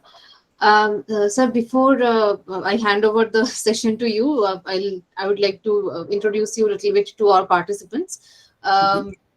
We have already had a short introduction. Dr. Karunakar Reddy is the managing trustee of the Sashwasan Trust. Dr. Reddy has practiced cardiology for nearly 25 years, like more than 2 decades of experience. And after retiring from medical practice in 2014, he started his charity work in India. He has had wide level charity work in rural areas and a lot of experience with working with rural communities. And he feels that his achievement in life, worldly and spiritual paths today is because of the education he has received in India. So deeply nationalistic view and a deeply charitable view that he has. With that, he has started working with the rural communities, and he will be talking about the work of telemedicine that he has done with actual practical experiences, and also the scope for it, like how we can take it further and what more can be done in this area. So with that, Dr. Reddy, please let me hand over the session to you. We have nearly 50 participants from different states of India. Some of them speak Hindi, and some of them are from states that do not speak Hindi. So you may have a mixed language while interacting with them. And they are mostly nominated health practitioners and consultants from different states. But we also have some officials who are working with the communities through the RD division as well, and some NGOs who are working with the community as well. So with that, I would like to hand over the session to you, sir. You may please start. Thank you, Ruchira, for the introduction, and namaste to everybody. And time is the most precious thing. So let me jump right to my sharing experience, as you can see. So let me give a little introduction about Swashodhan Trust. It's a social rural entrepreneurship. As you all know, entrepreneurship means a startup. So what we are doing is we are starting digital villages.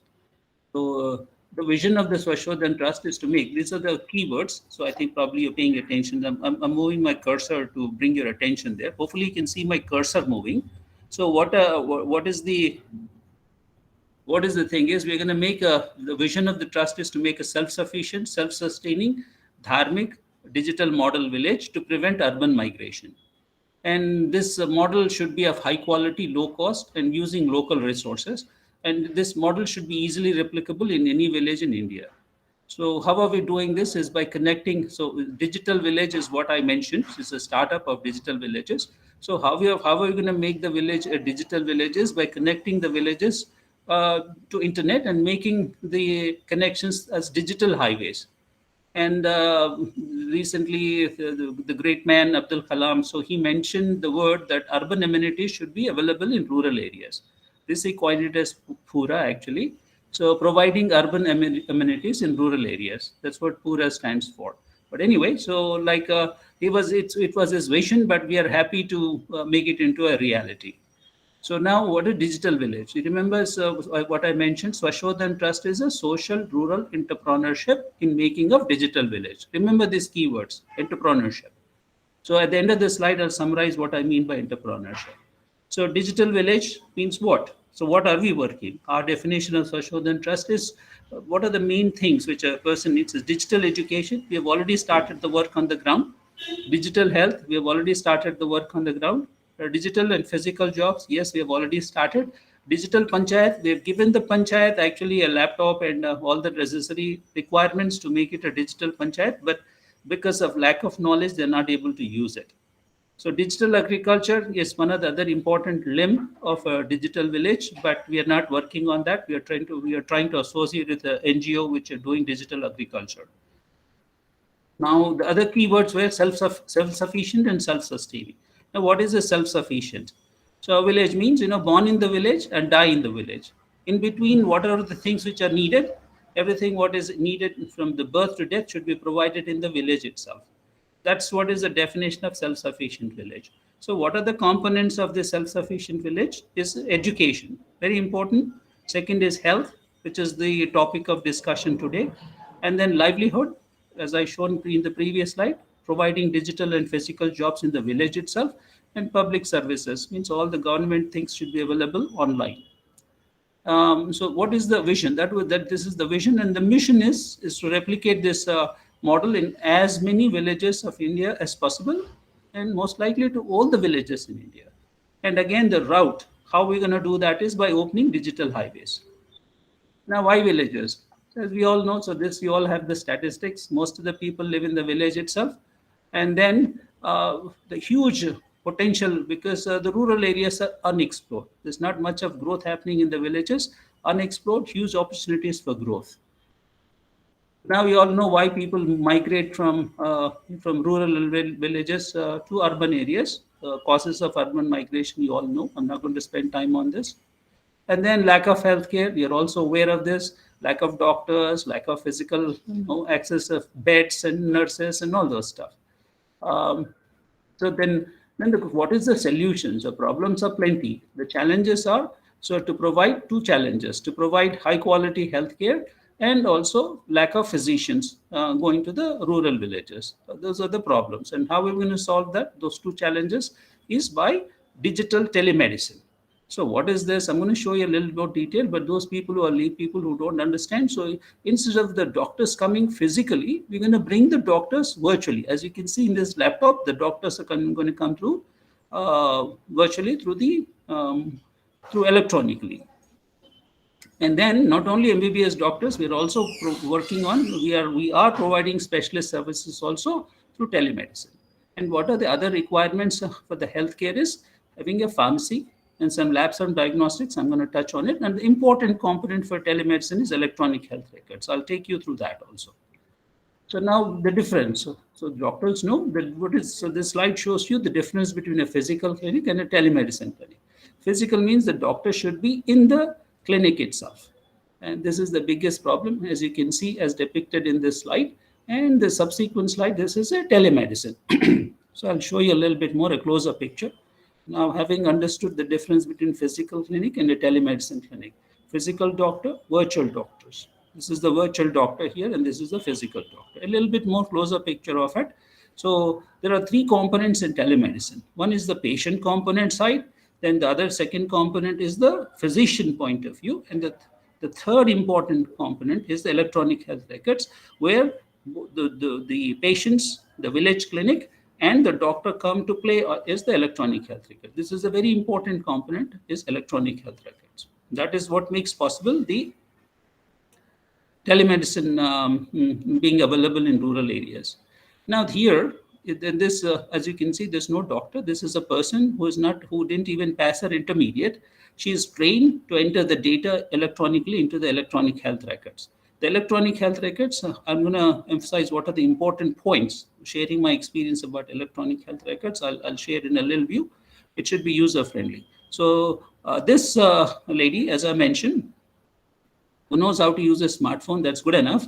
So then she enters all the data, history, all the why is she there, enters all the vitals and her present history, past history, family history, social history, and then she does some labs also, which I'm going to show what labs are done.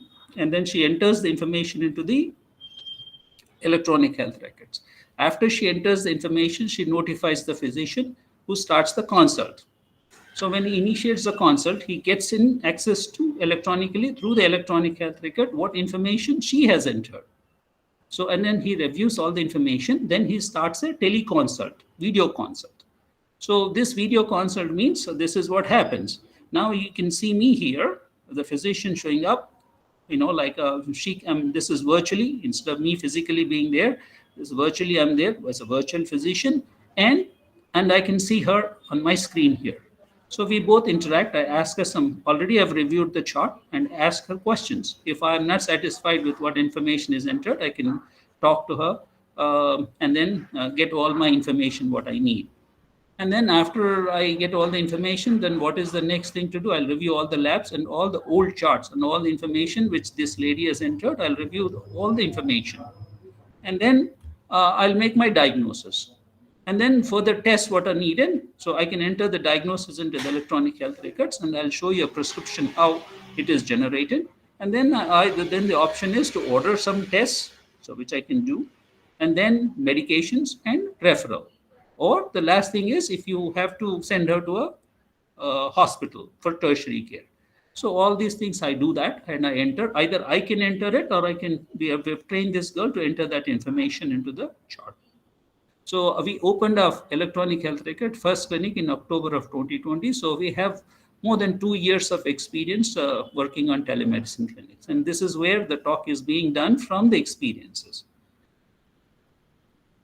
So the electronic health records is the playground where the patient and physician interact. This is where the electronic health records play a very important role.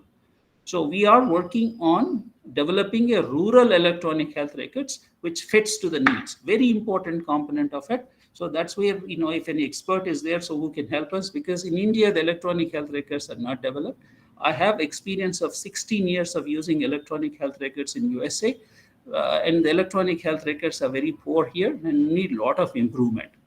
But anyway, so if anybody is in the group who can help me with in making of rural electronic health records, that'll be very, very helpful in providing high quality, low cost healthcare in rural areas. So now what are the kinds of electronic health records what we need? Electronic health records are 3 ways. One is for the general clinic. So like as I've shown, so this is basically used for health clinic, telemedicine clinic, where the information is entered and the doctor looks at the records, and it is used for practice. The second way is everything what we are doing is research. So what information? Because all the information is entered digitally, all the data can be analyzed in different permutations and combinations and get we can make evidence-based, all evidence-based prevention, everything about diseases and every information can be checked and we can gather reports and conclusions, and we can do research. So this is the health clinic, and purely we did, a research-based electronic health records. And so this actually, Swashodhan Trust was fortunate enough to do a free COVID isolation center in a village, which is called Gollapalli village, because of shortage of time, which I got. Otherwise, I would have shown you all the information, what data we got, and how beautiful is that. So we came to the conclusion that cough, loss of taste was the common symptoms in all the people with RTA positive patients. So this was a simple study what we did. And then later on, I think German people published a study, with all their expertise and everything. Yes, loss of taste was the most common symptom. So see, simple things, we could have done it. So we don't need a big country like Germany to tell us. So when we, through electronic health records, this is my experience. Yes, this is very, very important. India needs is evidence-based medicine practice, which I'll show you pretty soon. What I'm talking about, very important component where we need data and we need to develop criteria which are suitable for Indian population. Not Western standards cannot be applied in India. Very important, I think. And then a combination of this is the hybrid, where we can enter the data clinically, but at the same time, based on the data what we have entered, we can gather reports. Very important. So this is both. So purely for health purposes, purely for research purposes, and a combination of both. This is what we are working on, the middle model. So we are also working on now, the telemedicine is progressed, and there is already a doctor, Dr. Vivek. He's a young man. He's from Gujarat. He's already set up tele-ICU units in bigger primary healthcare centers. But we are going to work on it so that the rural ICU centers are also available in rural India. So this possibility is, we are working on a timeline of 6 months. Once we set up the clinic, then we are working on setting up the tele-ICU clinics in 6 months in Adilabad. Now, having worked in this village, so we're going to open up within few weeks a clinic in Adilabad, as you all know, which is a remote district. So where the quality of healthcare is very poor. So that's where we're going to set up this, and we are working on setting up this tele-ICU. The goal is to set this up in 6 months, and we can. So the other thing, as I mentioned, in medicine aspect of it, and providing it is not only seeing the patient, but providing them medications. So we have started Pradhan Mantri Jan Aushadhi in the hospital, so Chipalpalli Hospital, and we're going to set up the same thing in Tosham village in Adilabad. That's where we're working. And then we're going to set the same thing also. What is the importance of Pradhan Mantri Jan Aushadhi? Two important factors. One is all the medicines which are sold in the pharmacy are quality tested. As you know, there's a lot of medicines which are generated, a lot of generic companies, they're not putting proper content, and they may not, even the content and the quality of the medicines, generic medications, are very doubtful. Here in Pradhan Mantri Jan Aushadhi, the pharmacy, all the medications are tested to make sure the quality is good. That's one important point. The second important point is they are much cheaper. So at least when compared with generic medications, they are 50 to 80% cheaper.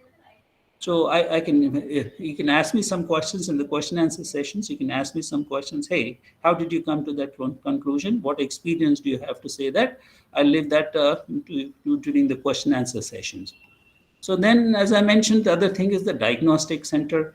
So we have to have when we need to do some tests, which is important for the doctors to make the diagnosis. Currently, so the best thing is, we cannot put labs in all the villages. So what we need to do is, this is my experience, is the test should be made very simple. How simple it should be. So I'll share this finger stick. So you all know how we check our blood sugars, right? So it's so simple. Give a stick and then put it on a strip and put it in a machine. It'll give you a reading. So that's the way the rural medicine needs to go. Very important test, and I'll show you what we are doing to get all these tests done in the rural villages. But right now, we are doing two things. One is we're checking the blood sugar to see if the patient is diabetic. And then also check, this is one other important component which is plaguing all the women and in India, is anemia, where the blood count is low. So, but we can check the blood count by the finger stick methods. These are the two things what we are offering. And then, so as I mentioned again, in my experience, finger sticks are the beautiful things. Otherwise, you have to draw the blood. It's all laborious process. So high quality, low cost, simple to do. So these are the two tests what we are offering now, but we are trying to collaborate with esteemed institutions in Hyderabad to develop this finger stick method. So I'll show you pretty soon. And I think probably this will be very helpful if somebody can help me to reach this gentleman, Sunil Raj. He is the director of public health, and he says he has got several things which we can check, several tests what we can do, like renal, kidney functions. Renal means kidney function test, liver function test, lipid profile, PT-PTT. So, and I'll show you down the list. So he says he has got this, but I've been trying for a few years. So it is going very slowly. If anybody in the panel can help me to expedite this, that'll be of great service to me, and I can provide great service, high quality, low cost care in the rural areas again. That's our goal. Remember, high quality, low cost, and better care actually than urban areas. So now, again, as I mentioned, finger stick. Remember, so as the goal objective is to develop simple tests. So where all the tests can be done locally in a few minutes. For the matter of few minutes, we should have the results that help the doctor to make the proper diagnosis so that he can provide right treatment. So what are some of the finger sticks methods? What we are talking about? Blood sugar is already there, hemoglobin, renal, kidney functions, liver functions, pregnancy, lipid profile, troponins. This is one of the important components when a person has got a heart attack, which is active, this level rises. So we should have a finger stick method. If a person comes to the clinic with a chest pain, do a finger stick and make a diagnosis. And then this is another one which is important to check if a person is in heart failure. People have shortness of breath. So this is another thing. And then the other important thing is for fever, if you do a finger stick, that should be able to give us a diagnosis of any of these diseases: typhoid, dengue, malaria, influenza, COVID, chikungunya, so hepatitis and other meningitis and all the other diseases. It's very important. So when a patient walks in, do a finger stick and make a diagnosis and treat it appropriately. So again, these are the simple methods, and we are working with IIT here in Hyderabad. We are also approaching JNTU to do research. So this is, again, you remember we started off saying social rural entrepreneurship. So vision of Sashodhan Trust, these are the things what we are working with these institutions to create these machines which are entrepreneurship, which will not only help in India, in all the villages of India, they can be used worldwide also. So, and then digital X-rays. So X-rays, so we want to buy a mobile X-ray. We're in the process of looking into it. So we'll buy a mobile X-ray, and that mobile digital X-ray again, so that can go to cluster of villages and then do X-rays and then transmit those things digitally to the doctors. This system has been in existence for 25 years in USA. So all the technology is available, but we have to all unite and get these things available to villagers. Then ultrasound, this is a very important test. So because we can check through an ultrasound everything here: cardiac, vascular, of course, heart, blood vessels related, and abdominal problems. Like if you have any abdominal pain, do a simple scan to check if if the problem is happening from the gallbladder, pancreas, and you all know appendicitis, colitis, all these things. And also, of course, obstetric and gynecology. We don't want to explore into this right now because government has got limitations because of the girl feticide. So there's a lot of restrictions, but we need some help. If you want to do research, we should have access to this. So if anybody is in there, very, very important diagnostic tool to have. So how? So, so what is the progress? This all technology is available. It's not new. This is what I want to show. So this is the ultrasound, which I just now spoke about in the previous slide. So they have, look at this, how small this probe is. And you can see the person is heart. You can see the person's heart here. And then this is your smartphone. In the smartphone, as you can see the pictures, how simple it is. So you don't need a lot of expertise. This person can be trained, and the pictures can be captured like this in the smartphone. And from the smartphone, then the information can be sent to an urban center for interpretation, or any place. In fact, any place in world, you can send it because the information is digitized.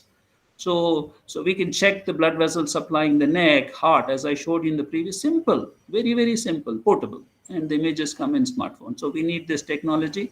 Again, so we're working with IIT. The second thing is the dental care is non-existing in rural villages. So people have a lot of tooth problems and then there's no care. So what can we do to provide this much needed rural health, rural dental care? There's a camera which is it's called intraoral dental camera, digital intraoral dental camera. So we can take pictures like this. Very simple, it's not complicated, and transmit those images to the dentist. And then the dentist can see whether it's like, hey, the person has got problem with the disease or with the gums.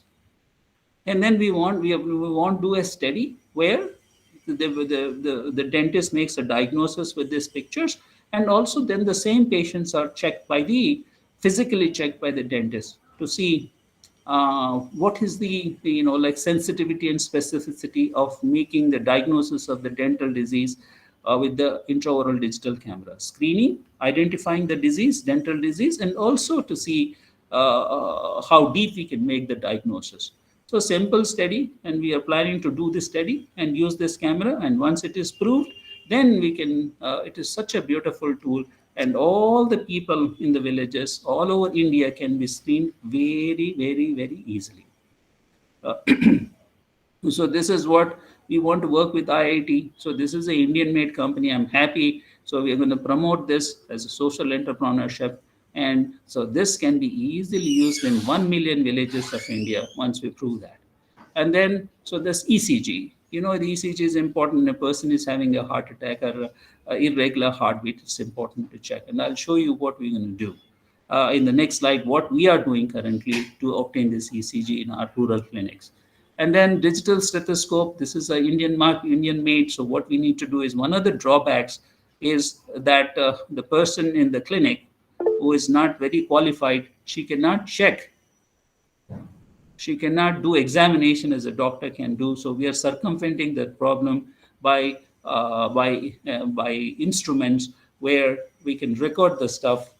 Physical examination can be recorded, and the doctors can hear at the other side.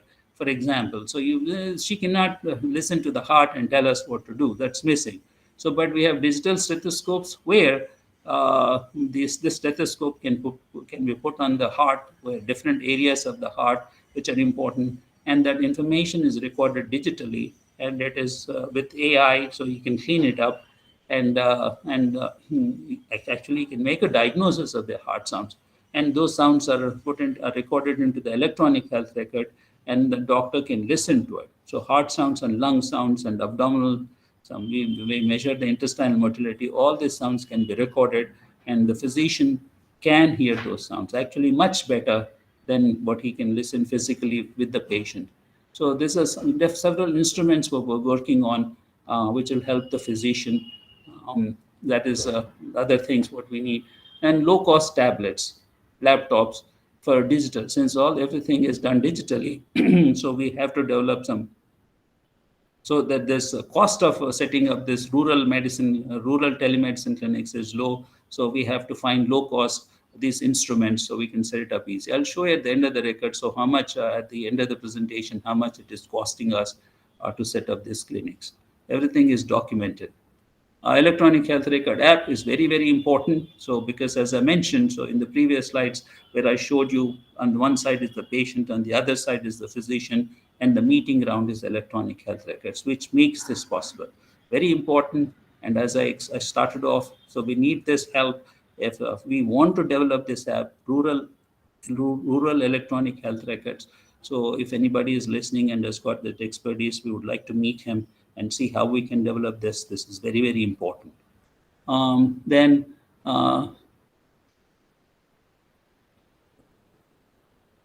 So one more thing, let's make it very clear. So what we do through rural thing is to identify the diseases and do primary care or preventive care. And then we can also, so this is what I was talking about, the ECG. So this is the ECG. This is our machine, which is so small, as you can see. And this is the conventional ECG, what it is used to do the ECG. Actually, comparatively, it looks big, but this is very small, as you can see. I'll show you here how we do it. It's a very, very small strip, like maybe about 3 centimeters by 2 centimeters strip. And through that, we are able to do. The technology is advanced. In other words, and I bought this machine from this small thing, which costed about $145 from US. And how we are using it, I'll show you. So this is the SST rural clinic way of doing ECG. This is the conventional method. And test takes 30 seconds. So I'll zoom on this and how the test is done. Here, as you can see, this is the person who is recording the thing. She is recording it into the smartphone. And what the patient has to do is to hold this between 2 fingers, like this, here, as you can see. So she is holding it between 2 fingers and putting it in the leg. So this is the way the electrical activity from these two hands and the foot is measured, and out of which comes this EKG on the left side, what you see. So the advantage of this, it takes 30 seconds. And here it takes 15 to 20 minutes. And look at the setup. All that she has to do is this. Here the patient needs to be hooked up, has to be taken off his clothes and hook it up. All these leads have to be hooked up. Nothing simple here.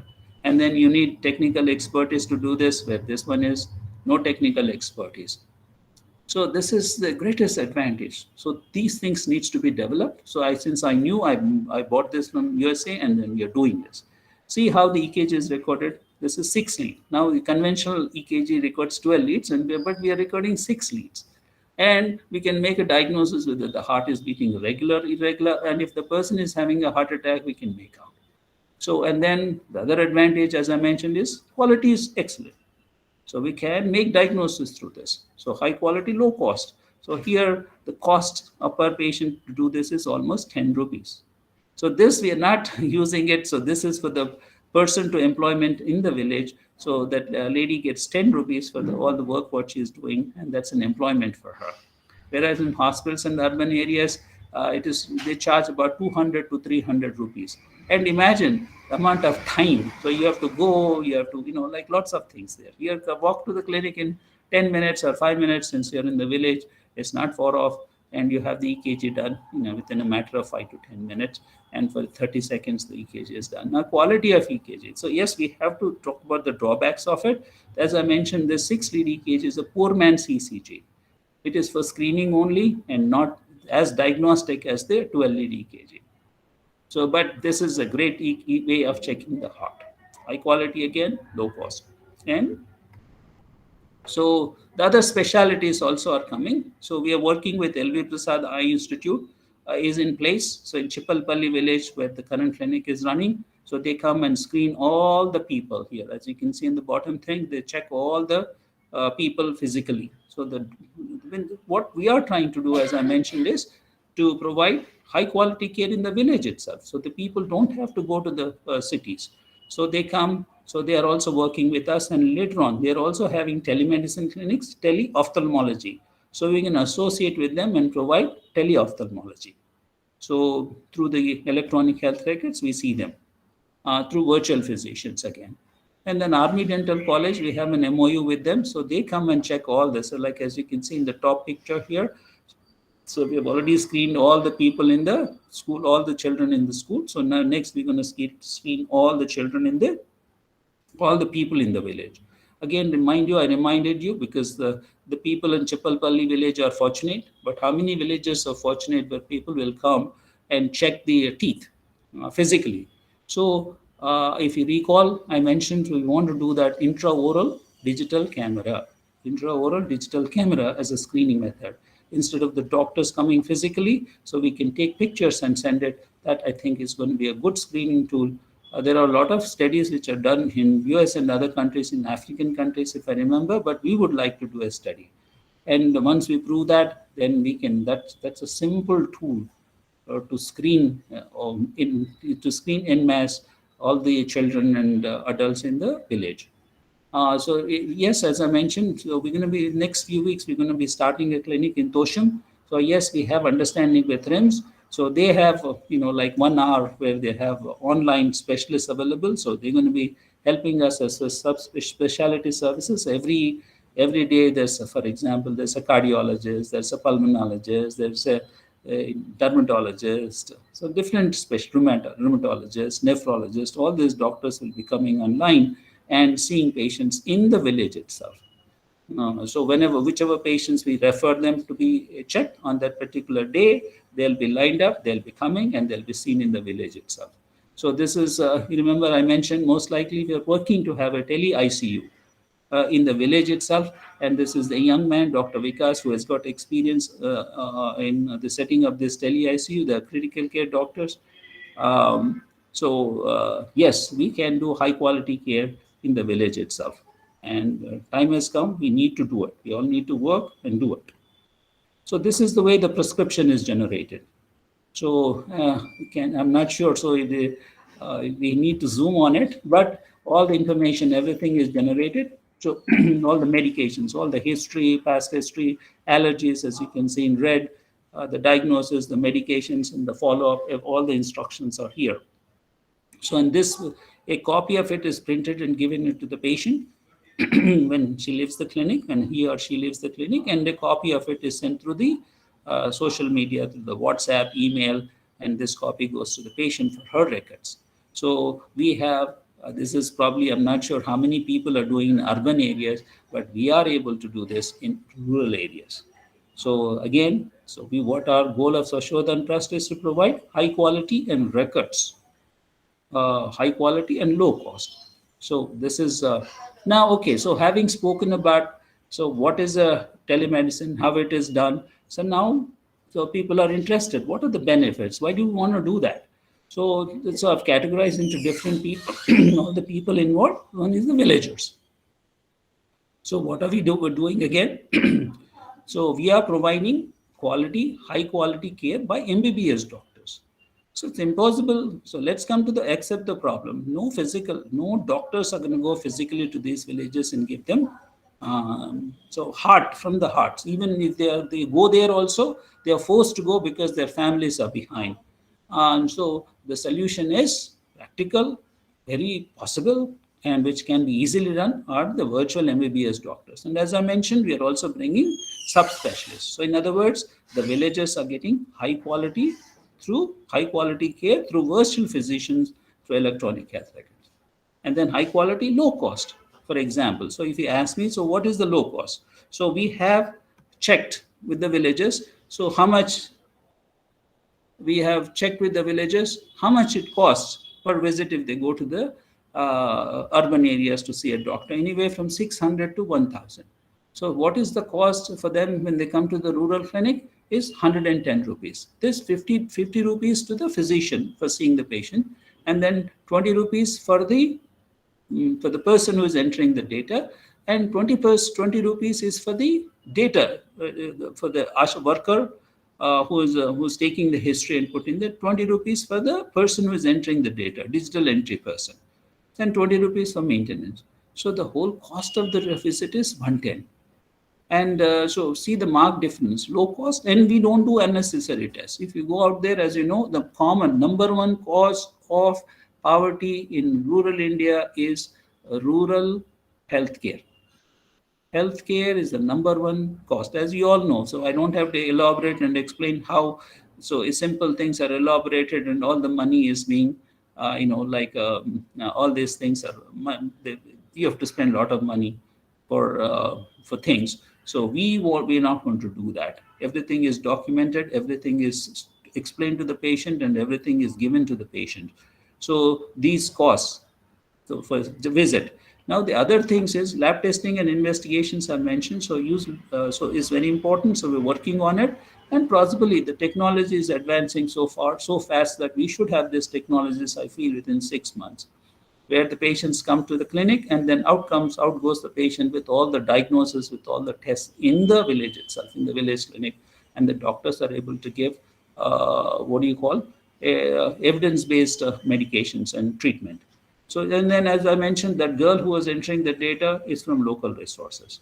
So we ourselves are providing 3 or 4 jobs, and then a pharmacist also 4 jobs, 3 jobs are already there, and then local, they are from local, and then save. So what are the other things which the villagers save? So from a place, if they have to go to the city, so they have to get up at 4:30, and they stand in the line, have breakfast someplace, stand in the line, and then the doctor sees them for 2 minutes, because the doctors are inundated with the patients. They're standing on his head, so he cannot see all the patients. It's impossible and impractical.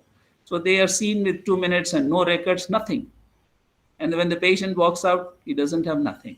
So time is a very important thing. The villagers, how much time does it take for them to the rural rural telemedicine clinic? Maybe 10 minutes at the max.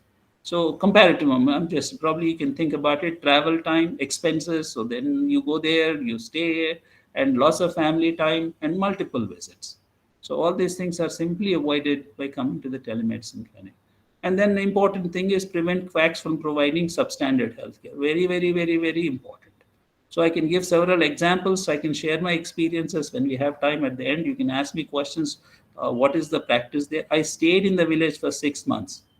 And this is not, I think, the first picture which I mentioned. So these are on ground experiences of my practical, my experiences staying in the village.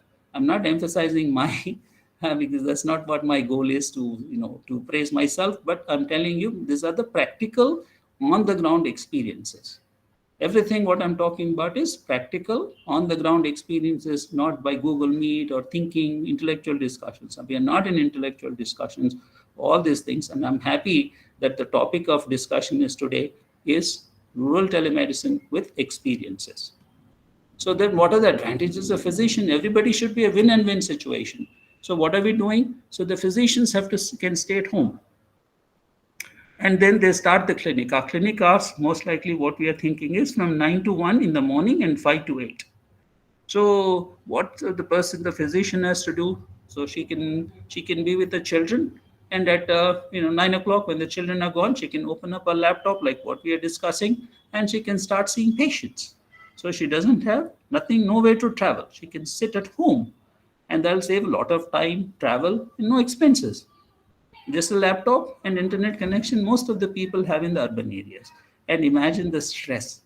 So you'll be saving all these things. Very important component: travel, run, this thing, that thing. The nothing is there. She stays at home from 9 to 1, and then more patient volumes. Reddy, I'm really sorry to interrupt you. Just Right. a word of caution that our next panelist is also ready, but we do hope to have you here in the panel so that we can have a combined interaction with the participants later Sure. on. So I'm gonna speed up. So give me a few minutes and I should be done.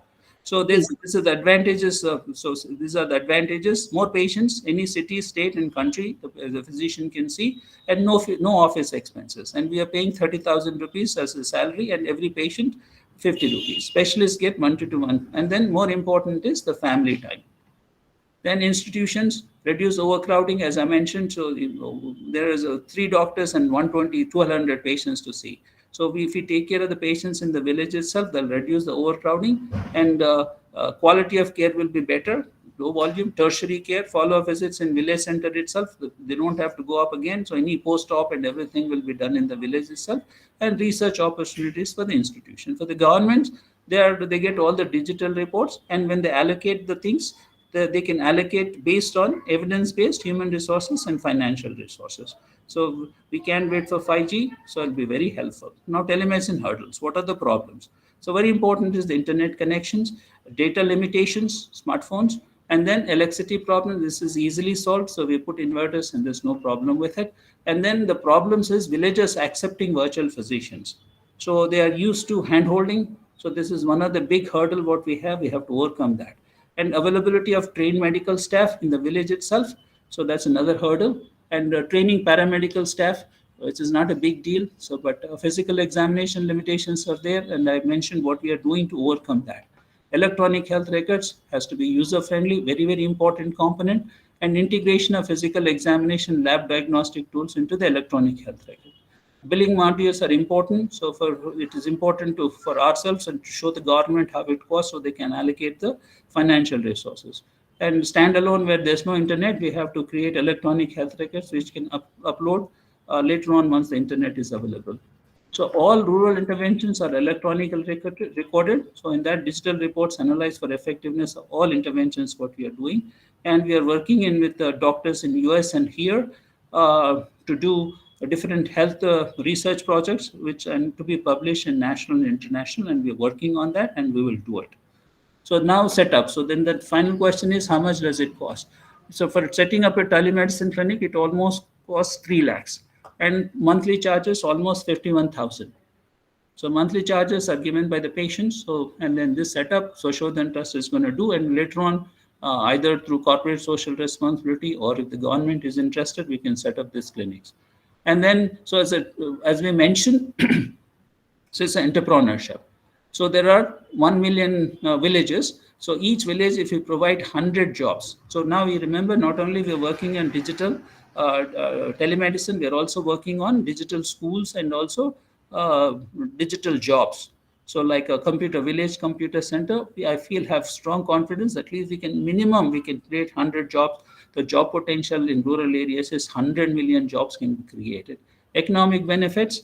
So then 50 lakhs almost investments there. So I think probably out of which you can imagine 5 lakh crores. So this is a huge investments for potential investment and potential gains. Then we are not taking into account all the jobs and other economic things which are generated in mandals, districts, cities, and country. So this is the entrepreneurship as a startup what we spoke about, and now I've shown you what it is. So is it possible? Yes. See, this is if you all think this is the picture from Mars. So where a rover is there, and then as you can see from what distance it has taken pictures, and these pictures are coming from the Mars. So it's so simple. The technology is there, so we all have to work together to create this, to get this technology and put it into the telemedicine. So then the question comes, what cannot be done in healthcare using digital technology, especially with the coming of 5G? So the question is not what we can do, what cannot be done is the question.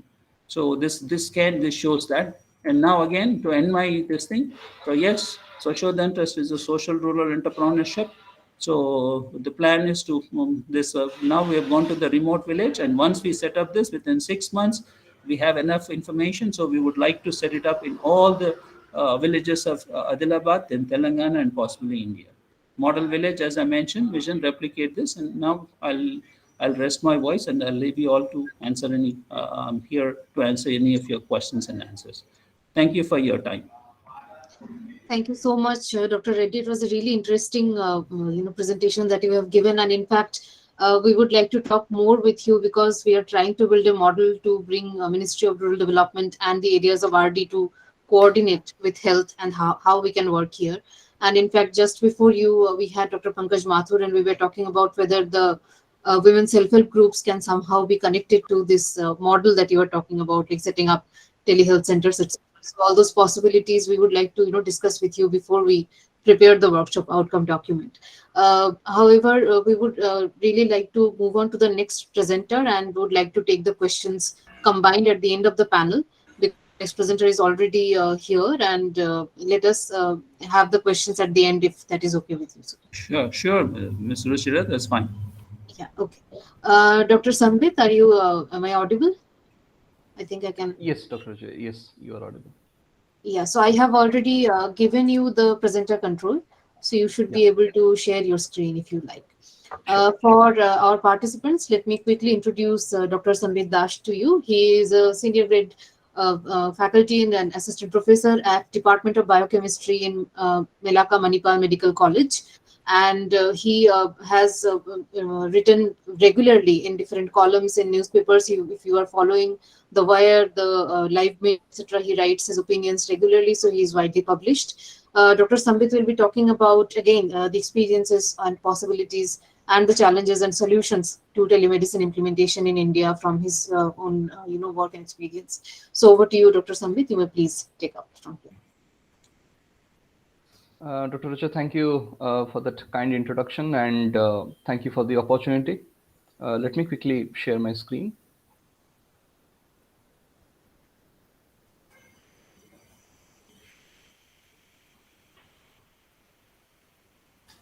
Yeah, could you please confirm that this is visible to everyone? Yeah, the slide is visible. Can you please start the slideshow so that we can see it? I already have. Is it fine? Is it now visible? We can still see the file, but not the slideshow. Maybe if you share your whole screen instead of. Okay, I will do that. I'll do that.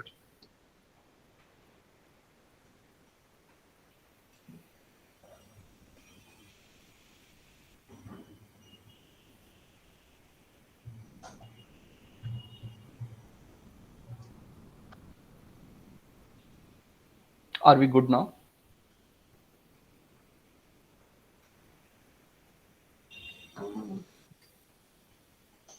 Yeah, it's visible.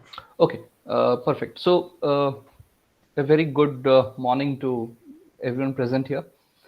So what I'm going to do in the next 20 minutes, my allotted time, is to give both, if I can say, 30,000 feet view, as well as some things that are on the ground. I'll admit that it's a tough act to follow after Dr. Reddy's fantastic presentation. But what I'll embark on in the next few minutes will be an amalgamation of uh, policy aspects, something that is of interest to NIRD. So let me focus on areas that are closer to my domain of education, medical education particularly. So look at this statement from a paper published in 2019, where this is about telemedicine in India. Where do we stand?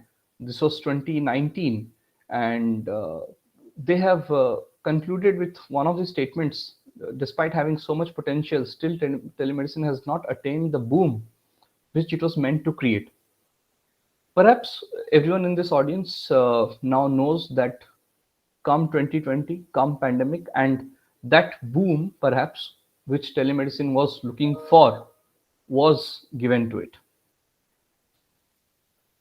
If we put this in perspective about the growth of telemedicine, it is a market that grew sharply, as we can see, from 1.3 billion last year and is growing at a very fast rate of 40% year on year.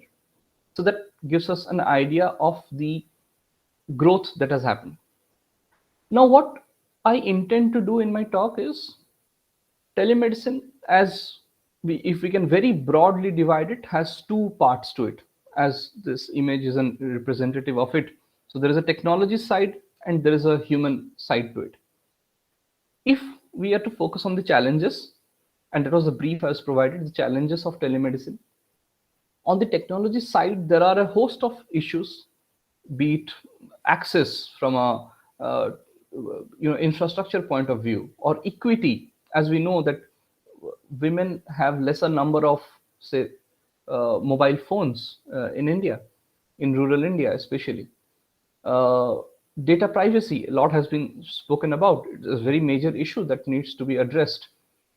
We know that data protection bill has also undergone changes, and that is also another concern at a very broader level which will address the policy. But in this talk, I am not going to focus on these aspects. I will leave technology completely aside, perhaps because 20 minutes is too short to encompass everything. I will leave the technology part aside and I'll focus on the human side of it. And in that domain, I will talk broadly about four aspects. I have divided my talk into four broad groups.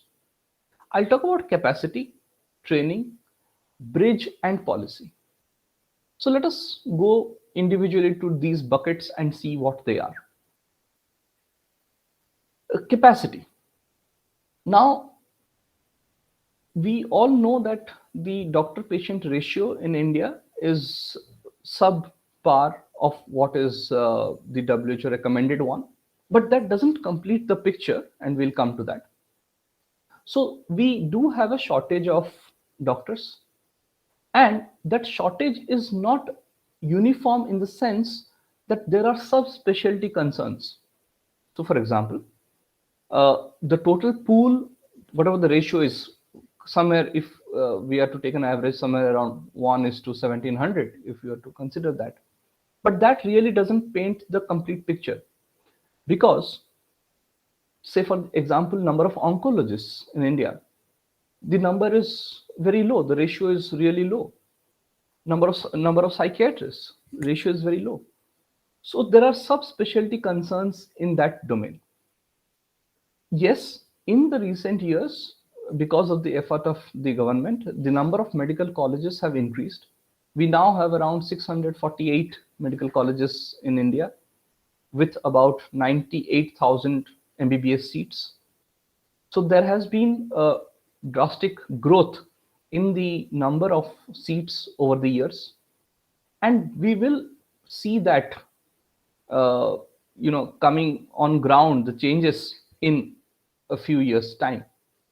But as I said, the complete it doesn't give us the complete picture. As we know, the 70% of India's population residing in rural sector is catered to by 30% of doctors, and vice versa, 30% of population in urban areas are catered to by 70% of doctors. So you see, herein lies a major challenge, which is actually this workshop is addressing this particular challenge, that the challenges of telemedicine in rural India. And come pandemic, the boost that e-Sanjeevani, and I will focus a little more on e-Sanjeevani particularly. So post 25th of March 2021, when the guidelines for telemedicine were released, uh, there was a frantic activities going on in the domain of e-Sanjeevani. And today, and I have obtained this, these are recent figures of 8th November. So a large number of patients in, and please understand that these patient volume actually is majorly from rural India. About 87%, about 85 to 87% of this is coming from rural India. And we see that more than 200,000 doctors have been onboarded for this program. The wellness centers, about 106,000 has been operationalized with eSanjeevani, and the target is to meet the whole set of 150,000 by this year end. Now, eSanjeevani has brought in a lot of changes and has the potential, importantly, and has the potential. Let us understand that this is actually a newcomer, and in the small set of time that it has come into picture, it has really disrupted the telemedicine scenario. Now, again, when we talk about doctor-patient ratio, we are actually, as I have been telling, that we are not seeing the complete picture. There is also a distribution problem with specialists, and specialists are particularly concentrated in tier 1 and metropolitans. So what is the target? The target is to bring specialists to the rural setup, and telemedicine is going to bridge that. But however, there are some concerns. The concerns are, if I just logged into eSanjeevani this Sunday, and on a Sunday evening, we can see that this is the dashboard that is presented, that there are just 25 doctors attending at that point of time. And please understand, this is at an all India level. Now, there is also another concern. If we see the average consultation duration, and that has remained constant, this is not just referring to Sunday, the average remains in that period. The average consultation time remains to be very low. Now, the average consultation time in India is generally low. It's not just face-to-face, including face-to-face. So there are these challenges which perhaps going ahead needs to be addressed.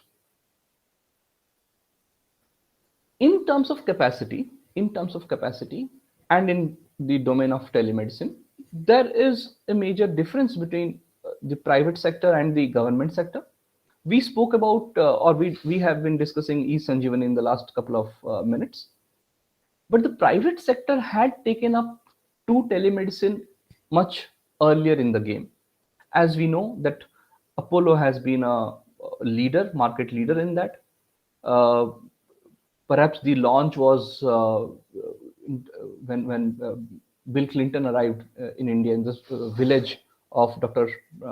Reddy. The telemedicine unit was set up, and it started from there. ISRO has been a leader. We did hear the first speaker elaborate about that. I'm not going to go into the history of it. What I want to focus on rather is talking about the challenges part. And please note that we will follow these things ahead with the other challenges. So it has been seen that the follow-ups, importantly, the follow-ups in private sector telemedicine and government telemedicine e-Sanjeevani, there have been a major difference. About in private sector, the follow-up rate is approximately about say 50%, whereas in e-Sanjeevani, the follow-up rate is about the half of it, nearly 25 to 27%. Why is it important? All of us know that it is healthcare is not a just one-time thing. There are challenges there also. This also takes me to the very important point that that someone made in the morning, Dr. Divya made in the morning, who is the nodal officer of telemedicine in Kerala. She made the point about the difference between direct consultation and the rest of it. And I guess herein comes a very important feature about differentiating. So all in all, the private sector telemedicine practices have been existent since some time, and it will do well if both of the sectors come together in working towards it. Let us really remember that e-Sanjeevani was put up during the pandemic because of a very good combination of both government sector, CDAC, Mohali working towards it, engineers there, plus, in fact, at that point of time, they were not equipped to do it for cloud-based services, and AWS, Amazon Web Service engineers did come in to help this make it a cloud initiative. So I guess going forward also there needs to be much more participation at both levels to bring the best of both worlds. I'll now next move to training. And here I want to emphasize that right in the middle of pandemic, the American medical education system brought about, and this is not new for them, the talk has been happening since some time, but competencies for telehealth. And what do I mean by it? I'll elaborate. Now, the Indian medical education currently does not have any emphasis on telemedicine. It is very important that with the growth of telemedicine happening and with the potential that it has to address health issues in India, we inculcate these things right in the medical curriculum. So both at undergraduate level and postgraduate level, competencies addressing telemedicine has to be included in the curriculum. Why I say this? The reason is this is very important for us to understand that the competencies required for telemedicine are little different than that of regular face-to-face medicine. The new age tech training that is required, one thing. The ethical aspects that are associated with it, or very simply, the bedside manners which are normally taught, the bedside competencies are different, are in fact will be quite different than that of what will be teleside or what we can say webside. Please imagine the communication that happens between the doctor and patient when they're face to face, when there is physical examination going, will be pretty different than how it will be in the teleside and website. And this is just a generic statement. Please understand that this will again vary from specialty to specialty. So this has to be a formal affair. We cannot or must not expect our doctors to learn this on the go. This has to be institutionalized, and in that process, this has to become much more detailed. Now, we are all aware that there are certain specialties which say it is more like they take to telemedicine more easily. They are built rather for it. Say, a lot was discussed about ophthalmology. Ophthalmology and with the application of artificial intelligence has tremendous potential. Dermatology, radiology. So certain specialties have greater potential to telemedicine, and therefore those specialties must make it must make it their mission to create more subspecialty specific guidelines. It exists in the US. In the US, these separate specialties have their own telemedicine guidelines, which are specific to them. Mental health, another very important area which telemedicine has a lot of potential to address. So these specialties must come up, the professional bodies that are there in India, they must come up with their own set of guidelines, which will ultimately feed into the competencies in medical education, both at undergraduate and postgraduate level. This, I believe, is very important. There was a report in the Ken where they spoke to someone in UP, the intermediary, the very important intermediary, and I would like to spend some time here. So the person said there are poor illiterate patients who have no idea how to use the app. So the state has pivoted towards a model where the community health officer like me connects them to doctors sitting in district hospitals or medical colleges. So anyway, the person goes on to say that there are good days, bad days, there are connection issues, etc. That's a separate debate altogether. But this has been one of my focus areas since a long time. That bridge is very important.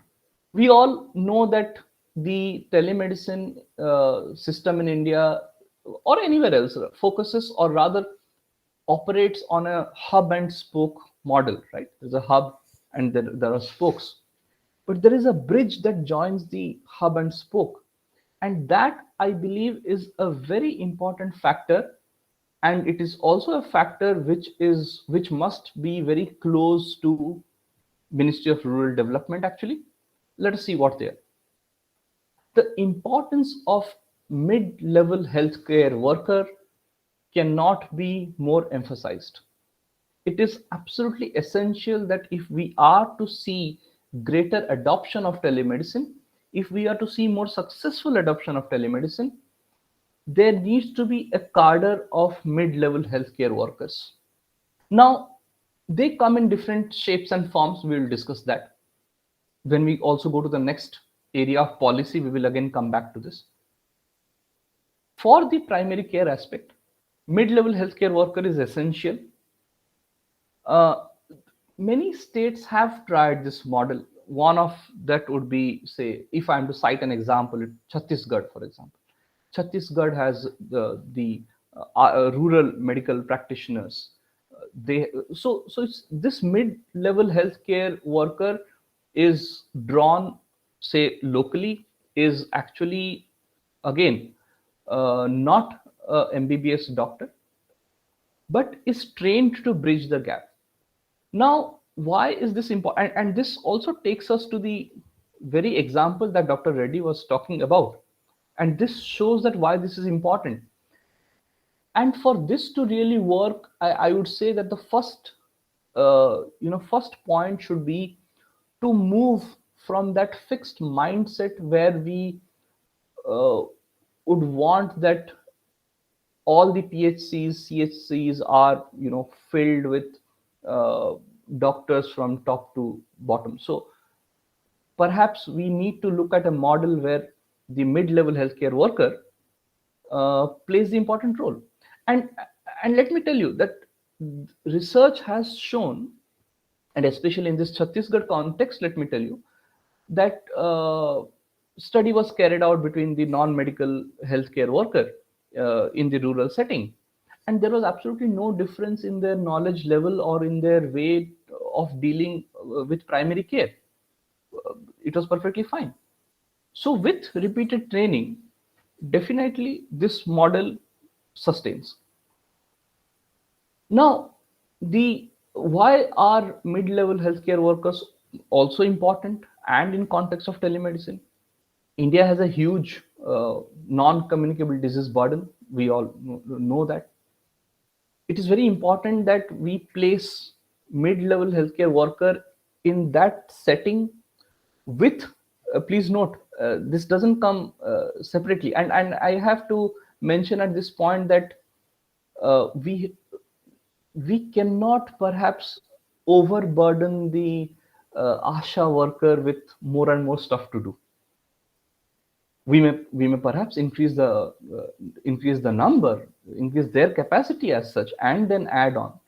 But with the monetary remuneration that they receive normally, and the amount of work that they do, just burdening them with this further is perhaps not going to really work. We spoke about follow-up a little while ago. Lower follow-up was seen in e-Sanjeevani case. Of course, given the benefit of doubt that it is new on the block. But this follow-up is important, and because medicine is not just about going one time and then finishing it, but it is a relation between the healthcare provider and the patient. And who better than the mid-level healthcare worker who is present in the setting, is drawn from the local community, has a touch with the people in the smallest subset possible. That would be the best way to go about it. Who then can facilitate this follow-up? It can be a very simple thing. For example, somebody has just gotten on antihypertensive drugs. You need to see after a month or so how he or she is doing. It should be the mid-level healthcare worker who should be able to help there. Because otherwise what happens is then cases fall through the cracks. The personal touch, and I want to cite this one small example which would be of interest to NIRD and MORD, that for example, one of the successful cases of the movement, the SHG movement, is Odisha, where about there are 70 lakh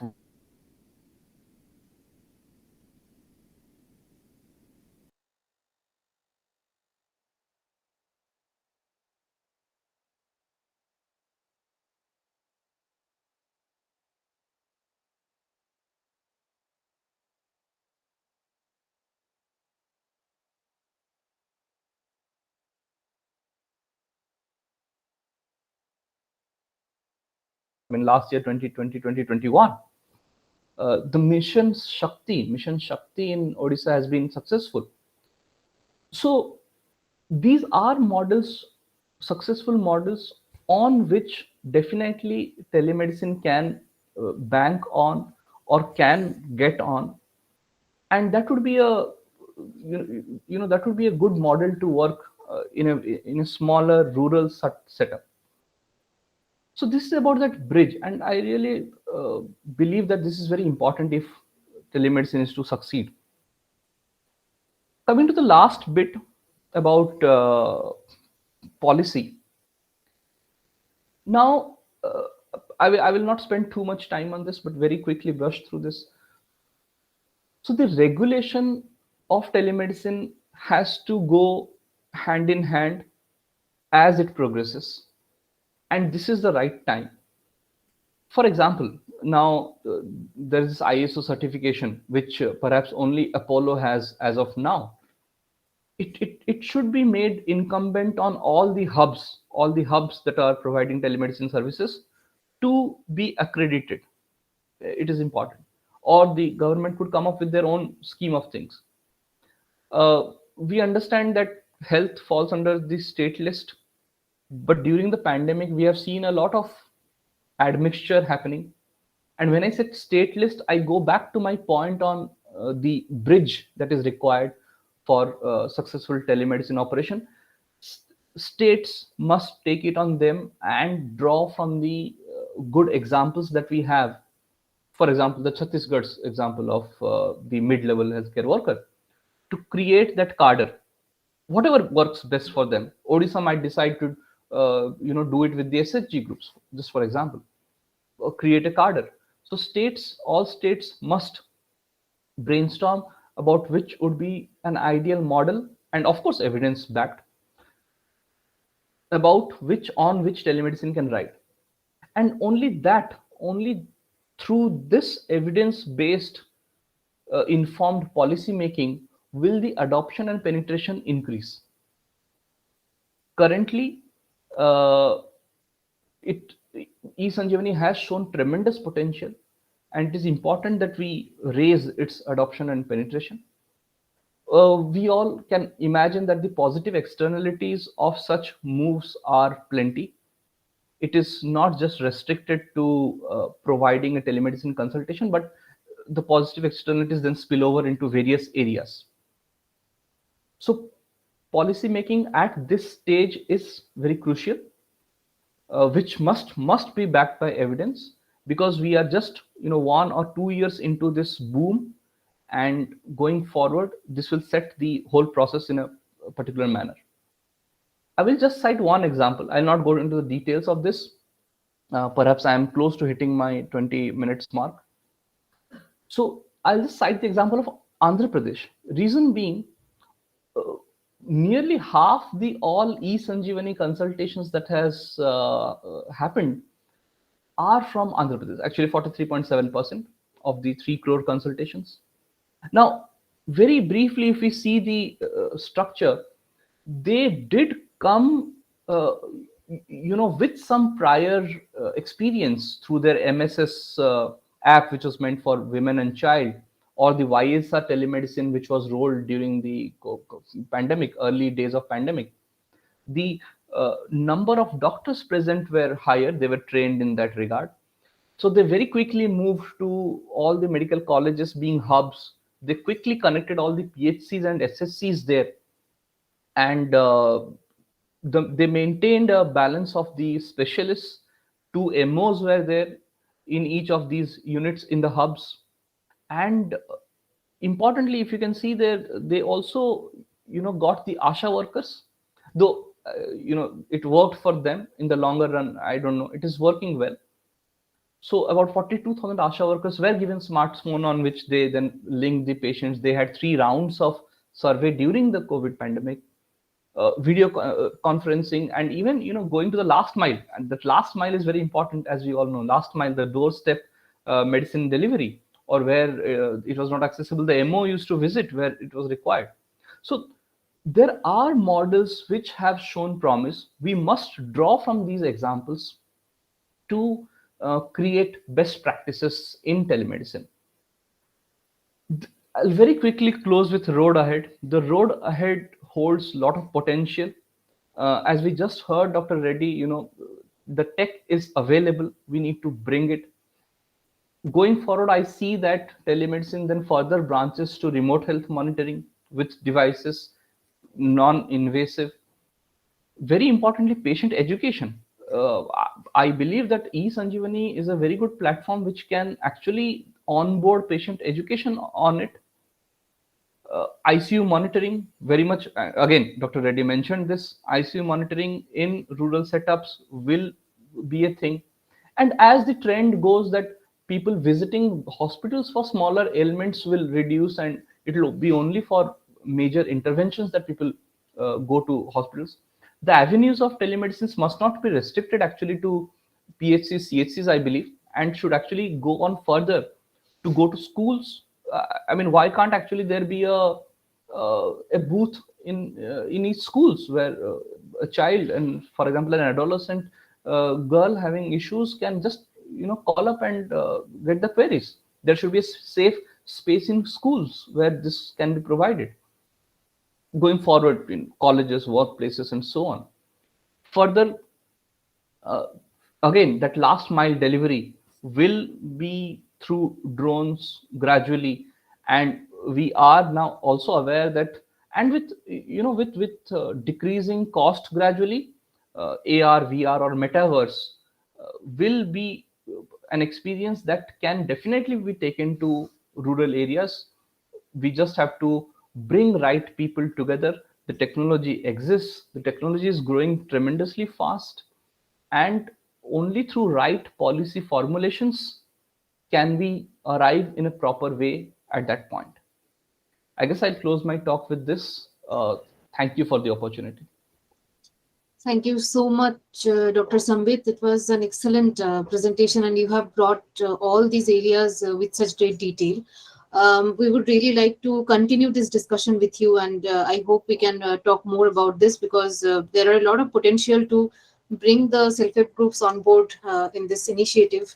And of course, as you know, self-help groups don't get any kind of remuneration or salary or any kind of honorarium as the ASHA workers get. But still, if there is a possibility for them to set up a business model at the rural areas, to kind of be that second line worker between the formal health institutions and the community, we would really like to talk about the possibility of that, whether that model can be built or not. Also, you were talking about unburdening of the ASHA workers. I think there is also tremendous potential if we kind of extend this work among the self-help groups. Then unburdening might also happen with other members of community joining it. And there is also something that I would like to know, because I hope that you are staying on even after the panel discussion, because we'll have a combined interaction session later. Because I also, and this is also to Dr. Reddy earlier, because I want to know that what is the possibility. We talk about removing the quacks from the system, but can we train the quacks and bring them onto the system? So what is the possibility of that? Are there any previous experiences on doing that? Because this is also kind of I don't know, a human resource you have at the community. Can we somehow train them and connect them to the system formally, rather than having completely or no control over this group of people who are providing healthcare, although wrong, but still they are providing, and people are depending on these people, group of people for health providing. So these discussions will continue, but let me invite our next presenter and distinguished panelist. Dr. Ganapathy, am I audible to you? Yes, please. Can you hear me? Yes, sir. You are audible. I have given you the host control, sir, so you can share your screen if you want to.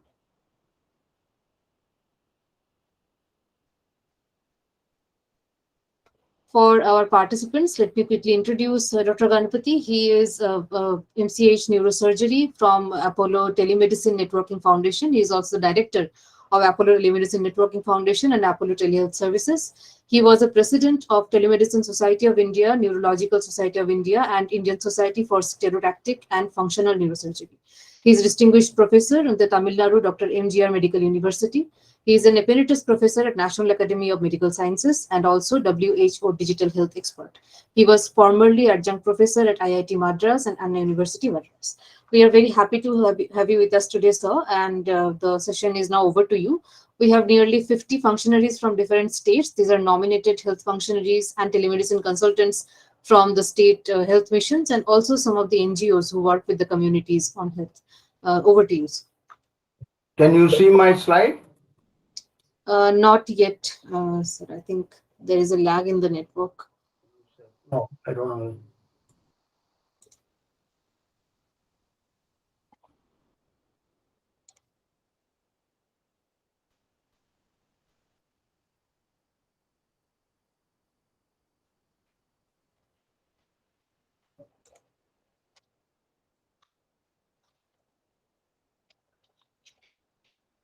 I think he is disconnected. Give us a few minutes before he joins.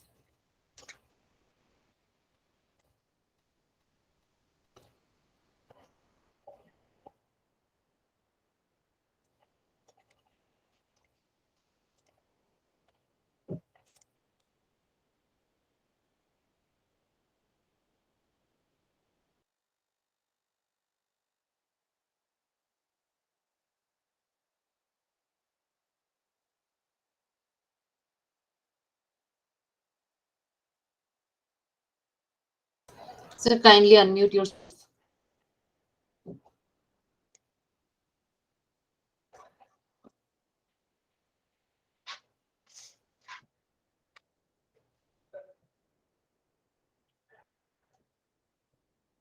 Dr. Ganapathy, you are muted. Kindly unmute yourself.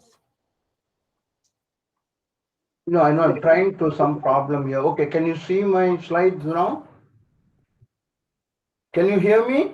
Yes, sir, you are audible. We are waiting for the screen Yeah, I share. know. Can you? I don't know, some problem with my. I'm not getting the share. That's not enabling. It only says cancel. Can you do? Can you enable that? I don't know what's happening. We have added you as a co-host. So are you No, getting? but look, I'm not able to enable. The share is off. You are not getting the present now option. Okay, I think now. Box with an arrow in it. Yeah, yeah, yeah. Now we can see your screens. You're able to see the screen? Yeah. I don't. I'm still not able to get it. If you open your PowerPoint, we can see the Google Meet. But if you open the Yeah. PowerPoint, Can you see it now? and just go to Yeah. Can you see it now? yes, it's visible now. It's visible. Okay. The first slide, rural telehealthcare, the Apollo story. Can you see it? Yes, yes, it's visible. Okay, first of all, I'm sorry for this technical problem. No First of issues. all, I want to thank the National Institute of Rural Development for this excellent method of trying to sensitize people and create awareness. This is very, very important.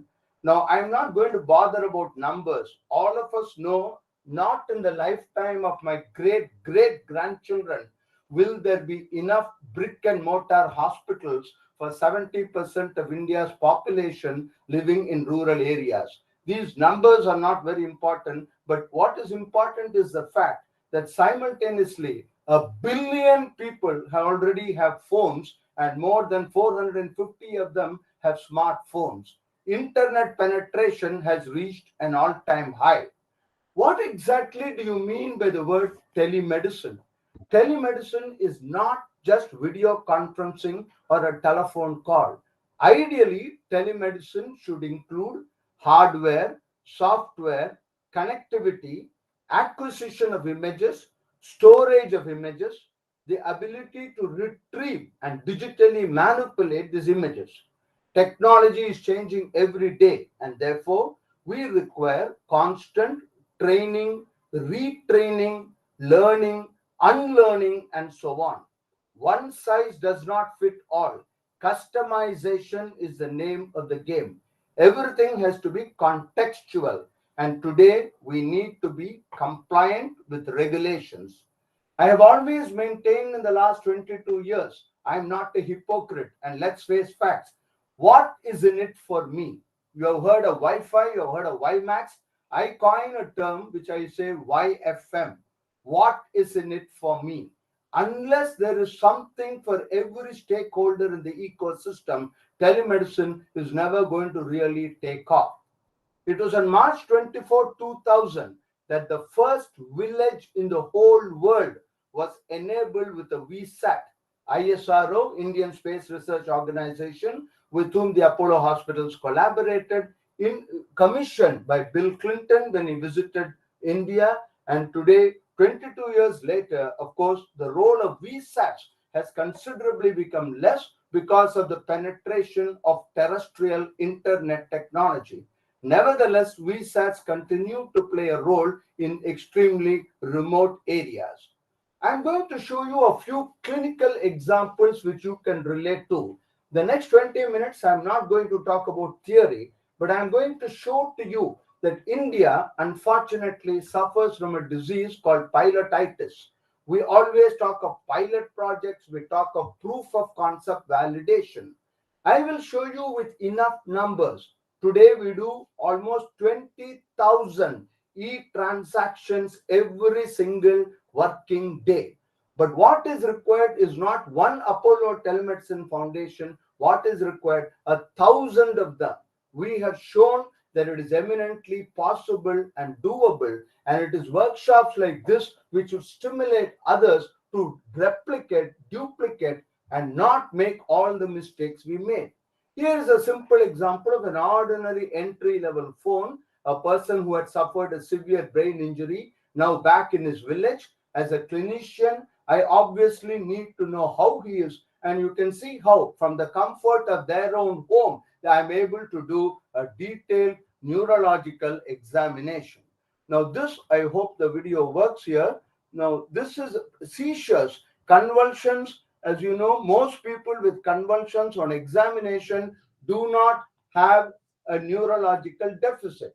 But just look at this, an ordinary mobile phone, even a medical student, even a lay person will be able to see that there is something wrong with this boy, the way he is looking. And if you look for another few seconds, you'll be able to see saliva coming out of his mouth. This is all that a doctor needs. I can make a specific diagnosis of a seizure disorder. This is the power of telemedicine. Distance today has become meaningless. geography has become history. I have personally done about 4,000 teleconsultations in neurology and neurosurgery, which is my specialty. I'm just showing you a few samples from remotest part. This was at the height of the pandemic in Himachal Pradesh, and you can see this gentleman, a very elderly gentleman, 80 years old, has been operated, and post-operative evaluation I am able to do from the comfort of my house in Madras with this person in a very remote village. This is in the Himalayas at a height of 14,000 feet. My dermatologist, he was able to prevent an epidemic taking place in the monasteries of Kaza and Keelong in Lahul and Spiti at a height of 14,000 feet.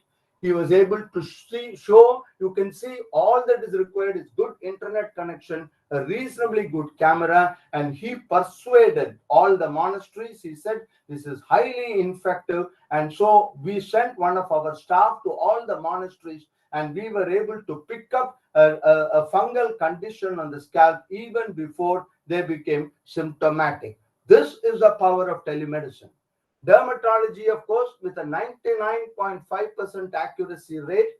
I think it's a crime today to make anybody come back to Madras, Delhi, Bombay, Bangalore, Ahmedabad, the big cities, just for a post-operative review. You can see this child has come from Nagaland, and today with the camera, the cardiac surgeon is able to see the scar with a stethoscope. We ask the family member to place a stethoscope on the chest of the patient, and the doctor is able to hear the heart sounds and the lung sounds. If you look at the photograph on the bottom, you'll see a date stamp, 2001. Long before the rest of the world had even thought of tele-echocardiography, our pediatric cardiologist was evaluating echocardiograms from tier 3 cities and towns. And on the right-hand side, you can see an echocardiogram actually being transmitted. The COVID, of course, has totally changed the perception of technology-enabled remote healthcare. In a recently submitted paper, we showed LMIC, lower middle income countries, and you can just see the huge numbers here. This is what the Apollo Hospital group, 71 hospitals, did.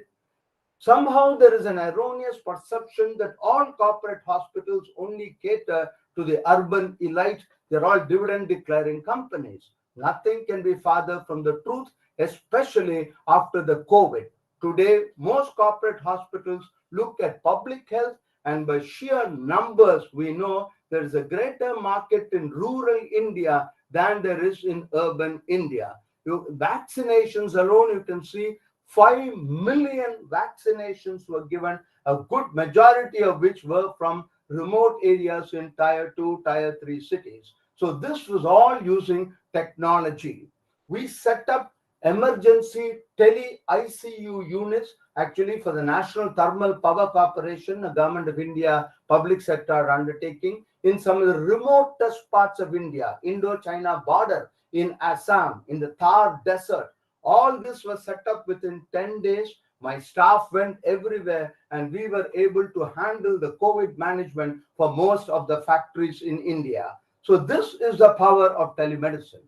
Now, since this entire workshop is about rural telehealth, let me give you solid examples on how, for the last 7 years, a corporate hospital group has literally, virtually gone into the remotest part of the country. Papers have been published in peer-reviewed index journals. Chapters have been written in textbooks. And I'm very happy that today this is used as a benchmark, including by the Government of India when it is promoting public-private partnerships. At a temperature of minus 25 degrees centigrade, my staff are there. We are able to pick up heart attacks while they're evolving, and my staff in Chennai instruct a paramedic there on how to initiate thrombolysis. We have real-time dashboards. I can tell you exactly what happened half an hour ago by logging on to the link. You can see on the top right, we have done about 25,000 patients we have seen in the last 5 years in the remotest village, and we run the world's only 24/7 tele-emergency services, 1,359 teleconsultations have taken place in the last 5 years, and we have saved at least 23 myocardial infarctions even as it was evolving. All this is only done with a dedicated program management approach. The first thing we do is we go to the villages. In the earlier years, I used to do this personally. Now, of course, the younger staff does this. I have gone to at least about 150 to 200 villages across the length and breadth of India. We talk to the beneficiaries. We do a detailed need assessment. We train, retrain, untrain, and things like that. Of course, we have joint management committee reviews, MIS, impact assessment study, and of course, most important, we have what we call an exit plan. Meaning, we tell the government we will do everything for you, and then after 3 years or 5 years, we hand it over to you, we take over. Just look at this real-time dashboard as on 7th November. If I had not been a little lazy, I could have done this even half an hour ago, and I could have presented to you a slide 30 minutes ago. You can see the laboratory investigations, 3,44,150 laboratory investigations. Please remember that these quality control for all these lab investigations are done from Hyderabad, Chennai, and other parts. In fact, everything is tele. Everything is remote. We believe the geography has become history. This is the Uttar Pradesh telemedicine dashboard. We have major public-private partnerships with Chhattisgarh, Jharkhand, Uttar Pradesh, Andhra Pradesh, Telangana, and so on. So these numbers speak for themselves. For lack of time, I'm not going into the details. This is again the world's largest rural tele-ophthalmology project. Day before yesterday, we had completed 23 million eye checkups. Of this, almost 450,000, 500,000 fundus examinations were done by 35 ophthalmologists sitting in Chennai. We have, as you can see here, 13 districts of Andhra Pradesh, and in 13 districts of Andhra Pradesh, there are 115 tele-ophthalmology centers. These centers originally were the government of Andhra Pradesh, but then through a tender, through a contract, they outsourced it to us, and the Apollo Telemedicine Department runs this completely. Where in the world will you get a color printout with a turnaround time of 20 minutes? Within 20 minutes of the poorest to the poor, below poverty line, getting into one of the teleophthalmology units in one of the districts in Andhra Pradesh, my ophthalmologist, using semi-automated software, gives a report, sends it, a printout is taken and handed over to the patient with a turnaround time of 20 minutes. And all this is done totally free for the patient. We get a contract, and because of excellent business management, we ensure that our expenses are slightly less than the income we get. I need to reiterate that the telemedicine department of the Apollo Group is a not-for-profit foundation, unlike the other departments, and we ensure that there is just enough income to manage our expenditure. This is Meghalaya Digital Dispensary, Jharkhand, etc. I am a scientist by training, and I believe that data is required, evidence. There is no way I can convince even the government that this is worthwhile doing unless I show that it is economically viable and feasible. We have published chapters in books where digital healthcare in public-private partnership mode, and one of our most important papers was to show the economic viability of technology-enabled remote healthcare. We showed that when you outsource it to a private organization, we are able to do 3 times the number of tests which are available in primary health centers. We started HbA1c in a primary health center. Today we do electrolytes, calcium, magnesium, etc. in a primary health center, the 230 primary health centers which are running. And most important, the laboratory test costs just less than a third of that in private laboratory. We also showed that over a 4-year period, the government spends $1.50 to get a neurosurgical opinion, a cardiologist opinion, a super specialist opinion. Where in the world will you get a super specialist for $1.50, 24/7 around? We are doing all this, but I'm very, very unhappy that this is still isolated here and there. What conferences like this need to do is to convince everybody that this is doable, and I think it is time, and I think your institution can play a very major role in ensuring that telehealth becomes an integral part of the healthcare delivery system. Again, the Apollo Hospitals is convinced that health is not diagnosis and treatment, and we have one of the biggest corporate social responsibility programs in the world. More than 75,000 people living in this village of Aruganda, the birthplace of Dr. Pratap Reddy, the founder of the Apollo Group. From from the moment they are born till even after they die, the entire family is looked after. You can see here, it is mental wellness, physical wellness, everything, schools, colleges, health initiative, total health is what we call. This is what is done. Again, through a major CSR activity, unfortunately, because of the COVID, this had to be stopped. We have done 1.2 million screenings. We have had screening for diabetes, obesity, hypertension, and so on and so forth using technology. And this is one of our very big projects. What India requires today is 1,000 of such centers. This is one of the biggest centers in Hyderabad, Apollo Hyderabad, the remote healthcare division. At any given time, we have about 250 people, a medical response center available 24/7. But one center like this is not in Norton. I am absolutely delighted that the Ayushman Bharat is talking of wellness.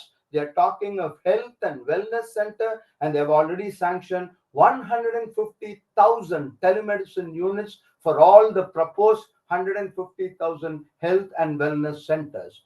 The National Digital Health Mission, the very word digital health, very clearly shows that the future of India lies entirely on digitization.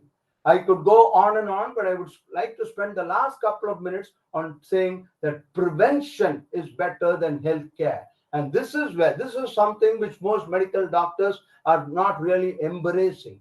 We started this about 8 years ago, but unfortunately, due to absolute lack of funding, we had to stop it. With the MS Swaminathan Research Foundation, Professor MS Swaminathan is well known all over the world. Through his research foundation, we adopted 25 villages, and every 2 weeks, one of my consultants would give a talk. We have touched more than 22,000 villages. 100 fortnightly sessions have been held so far. And now, of course, unfortunately, we have stopped it. We hope we are able to revive it. These are all the various villages which have been covered.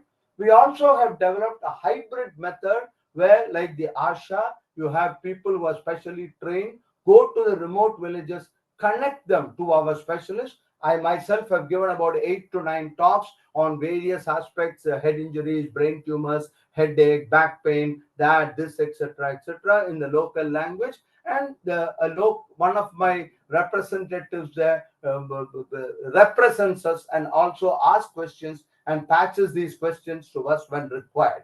I was very happy that the previous speaker had mentioned drones, and with the World Economic Forum, the Niti Aayog, a paper was just published 2 months ago. We have completed pilot projects, proof of concept validation. The government of India has taken phenomenal steps in trying to make regulations very, very reasonable, much easier than what it was before. And I hope that next year we will start using drones to provide not only vaccines, drugs, blood transfusion, and so on and so forth.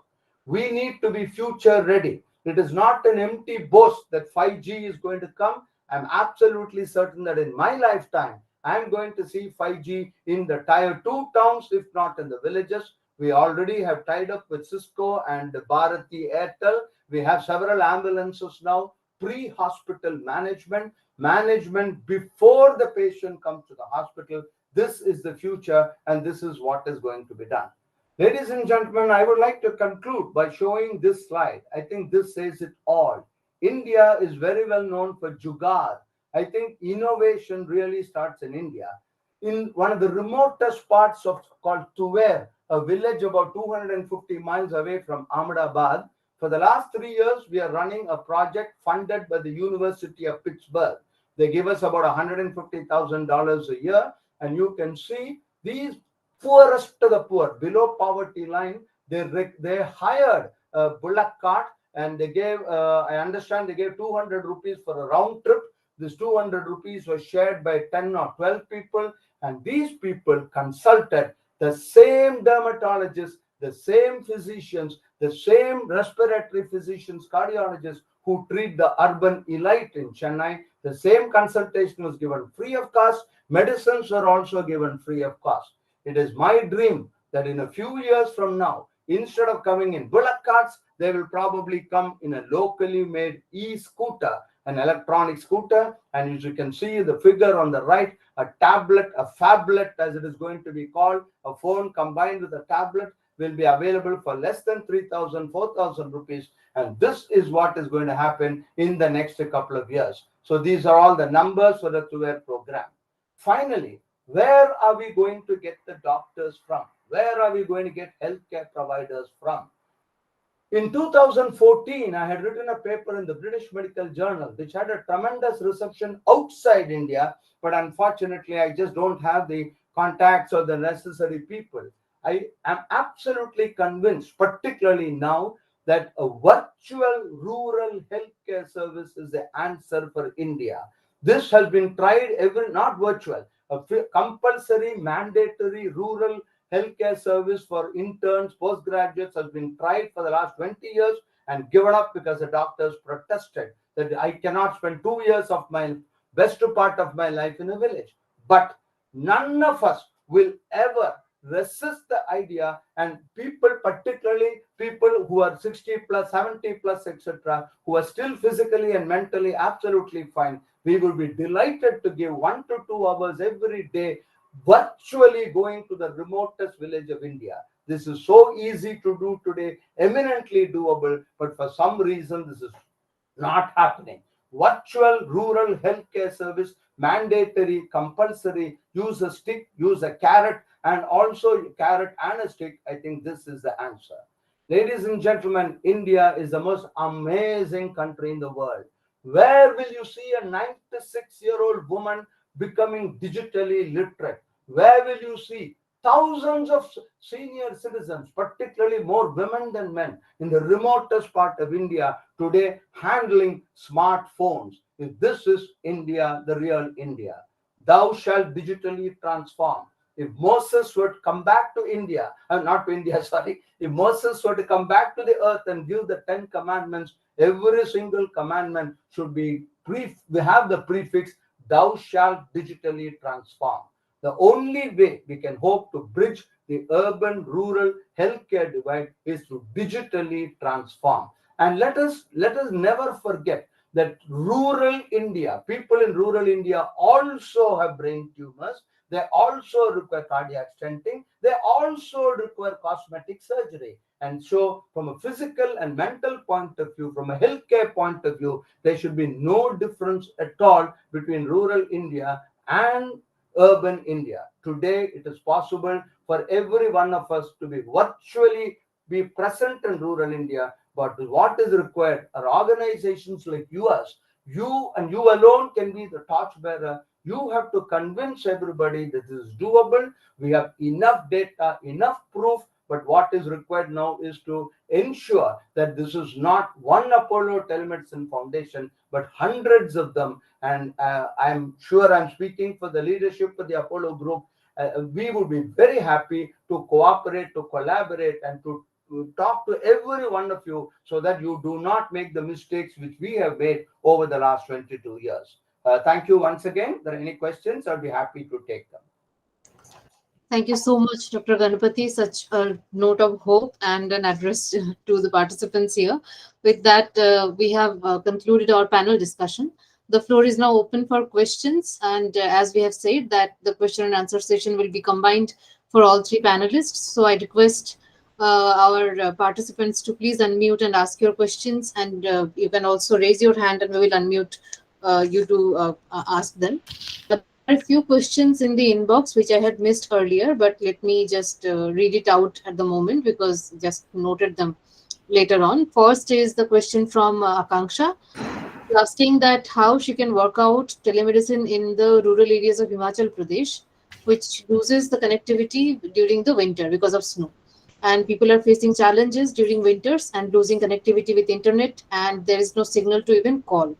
And in the same line, Dr. V.K. Goyal also asks that there are many areas in Himachal which do not have landline connectivity, and there is no provision for net connectivity via any mode. So, how can telemedicine reach in these kinds of areas? So, this is an open question to all of our three panelists, and we would like to have their inputs individually on that, starting from maybe Dr. Ganpati and then. Yeah. I will respond to that. We have 4 telemedicine centers in various parts of Himachal Pradesh. You are absolutely, we have been doing this for 7 years now. You are absolutely right. Connectivity is a major problem, and I don't think it's going to be solved very soon. So what we did was, and also there are security concerns because of the location of Himachal Pradesh. So we approached at the highest level. We spoke to the CMD. I personally spoke to the CMD of BSNL at that time, and we were able to get at a reduced rate because it was for a CSR activity. We were able to get VSATs. So, but I understand that in the next couple of years, there are plans to increase connectivity. At the moment, VSATs are being used by us in all our 4 telemedicine centers, number one. Number two, we need to be realistic. I mean, instead of a patient coming to Shimla or going to the near or go to Chandigarh or to the nearest place, there's no other way. Let us come to one of these 4 telemedicine centers are fairly equitably distributed. So within about 3 to 4 hours maximum, they will be able to reach these 4 telemedicine centers. We are also hoping that the Himachal Pradesh government will have more telemedicine centers. So once they reach one of these telemedicine centers, it's almost like reaching a secondary, tertiary care hospital. Answer to your question is the problem is not going to be solved. VSAT is the only answer at this point of time. Thank you, Dr. Ganapati. Dr. Reddy, will you have some inputs to this question? So the thing is, I do not have any practical experience like what Dr. Ganapati has got, but talking to the people and being involved in all this stuff, this whole program started with ISRO. I did have a chance to talk to ISRO. That may be an answer because the army people are providing the same services in remote areas. That's what ISRO started off the whole thing actually. So then they are providing this, and there's another DRDO. So there are two areas where these people are working. One is ISRO, and the other one is DRDO. ISRO is completely confined. Initially, they wanted to spread all over the country, but currently they are confined only to the border areas and in mountain areas where that lady is questioning. So you might have to approach them, and hopefully the Indian government has got the heart of opening this up also. But they have this security issues, I heard. So where because they are providing special links to ISRO, that is one of the concerns they have. The second thing is DRDO. So they can approach the DRDO is currently providing, the doctors are providing only to the people who are in navies, like these ships and all those stuff. So I think probably the solution is if the lady is really interested, I've already approached Dr. Rayappa is the person who is in Bangalore. He's the person who takes care of ISRO. So because people are very busy, sometimes I think there is a lot of inertia in the movement and people may lose interest. But hopefully, if I talk to him and if that probably if I have a solution, I'll tell her also. Right. Can I just make one more remark? Yes, sir, please. See, unfortunately, in the real world, connectivity, though important, is only one of the issues. Please understand that you require a medically qualified person. Even if you give me all the connectivity in the world, you require a doctor who is available all the time. And let us be very frank. I mean, philanthropy is fine. Doctors can give free consultations up to a point. Therefore, the most important thing is it has to be revenue generating. Only if it is revenue generating, somebody has to pick up the bill. Unless it is revenue generating, you cannot expect philanthropy to provide teleconsultations for the rest of your life. It could be insurance, it could be government insurance, it could be state government sponsored, but somebody has to pick up the bill, and every single player in the ecosystem has to be compensated. Totally agree with Dr. Ganapati. It has, as I showed up in my model, it should be self-sufficient, self-sustaining. So that's what Dr. Ganapati is mentioning. I totally agree with. Absolutely. It has to be self-sustaining, And I think probably we should stop depending on the government. I think the villagers who are benefiting should be in a position to pay. And actually, we formed a village society development committee. It's very important. Villagers have to participate in this. And unfortunately, I'm so sorry to say, we cannot depend on government. And the villagers can pay. So as I showed you in my module, instead of paying 600 to 1,000 rupees there outside, so why can't they pay 110 rupees? Yes, exactly, sir. And we were also thinking that it can be a good business model for the community groups as well, or the panchayat may kind of take it up and set up the centers. I would also like to know that can the state officers forward a proposal on this in this regard? Like, can they take up the proposal to ISRO or DRDO directly, or does it have to go from the community? I do not have enough an experience. I think probably during the next meeting, Dr. Murthy Ramella, he is the General Secretary of TSI. There is an organization called Telemedicine Society of India, which is framing all the policies. And I'm so happy, Sambit, I'm not sure how much Dr. Sambit, how much is in contact with these people. They're working actively in framing all these rules and policies. So probably, and it needs membership, and they're also looking for encouraging this. They're also kind of frustrated. Hey, this is, we can do so much with this. As I ended my talk, what cannot we do with telemedicine? And this is the futuristic medicine, as Sambit and Dr. Ganapathy has shown that also. And I can imagine their frustrations when they have the information. Why is it not reaching the common man? Right. I think Dr. Sambit, let us have your input on that. I can see your hand is raised. Yeah, I just want to make a very small comment on the connectivity part. So a lot in tech space is happening on that front. For example, we know that the broadband that we get is from the geostationary satellites, but many of us must have heard about Tesla's Starlink, which provides the internet. Those are at they fly at the lower height of 550 to 600 kilometers. So perhaps this movement which is happening, the Starlink, and they have a tie-up with the Indian this thing also. So Starlink India. Once that is operational, this I'm sure this problem of remote area internet will be addressed. Small Right, point. but these are macro policy and macro issues. I mean, I don't know at community level how much we can get into that. My main question was, what can this Panchayati Raj or the community groups do, which can be a quick proposal from us to the MRD to kind of onboard on the telemedicine this thing. Why do you think, Ruchira ji, why can't you do it? So we have to start somewhere. We shouldn't think it's a high project. Starlink is like, as Sambit sir has mentioned, has been proved in Ukrainian war. They already served it. The technology is there, but our approach to them should be big. No, why can't we approach them? Right. So very small point to add. In policy, as we say, changes happens on the margins. So perhaps also like Dr. Reddy was saying, or like Dr. Ganapathy was saying, if they have to travel to Shimla, at least find out which is the lesser distance to travel and start from there. Right. We have another question in the inbox. Rushikesh is asking, is there any telemedicine centers open for persons with disabilities in India? And Dr.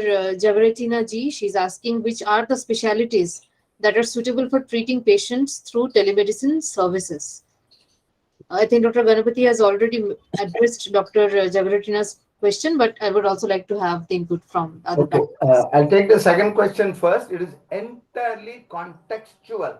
Now, sitting in Chennai, having access to almost state-of-the-art resources with 22 years experience in telemedicine, me and my colleagues probably can handle a lot of teleconsultations in various specialties. I can peer into the interior of the stomach by somebody 10,000 kilometers away. So teleendoscopy is possible. Tell you this, everything is possible. However, in the real world, see, that is more important. It is entirely clinical.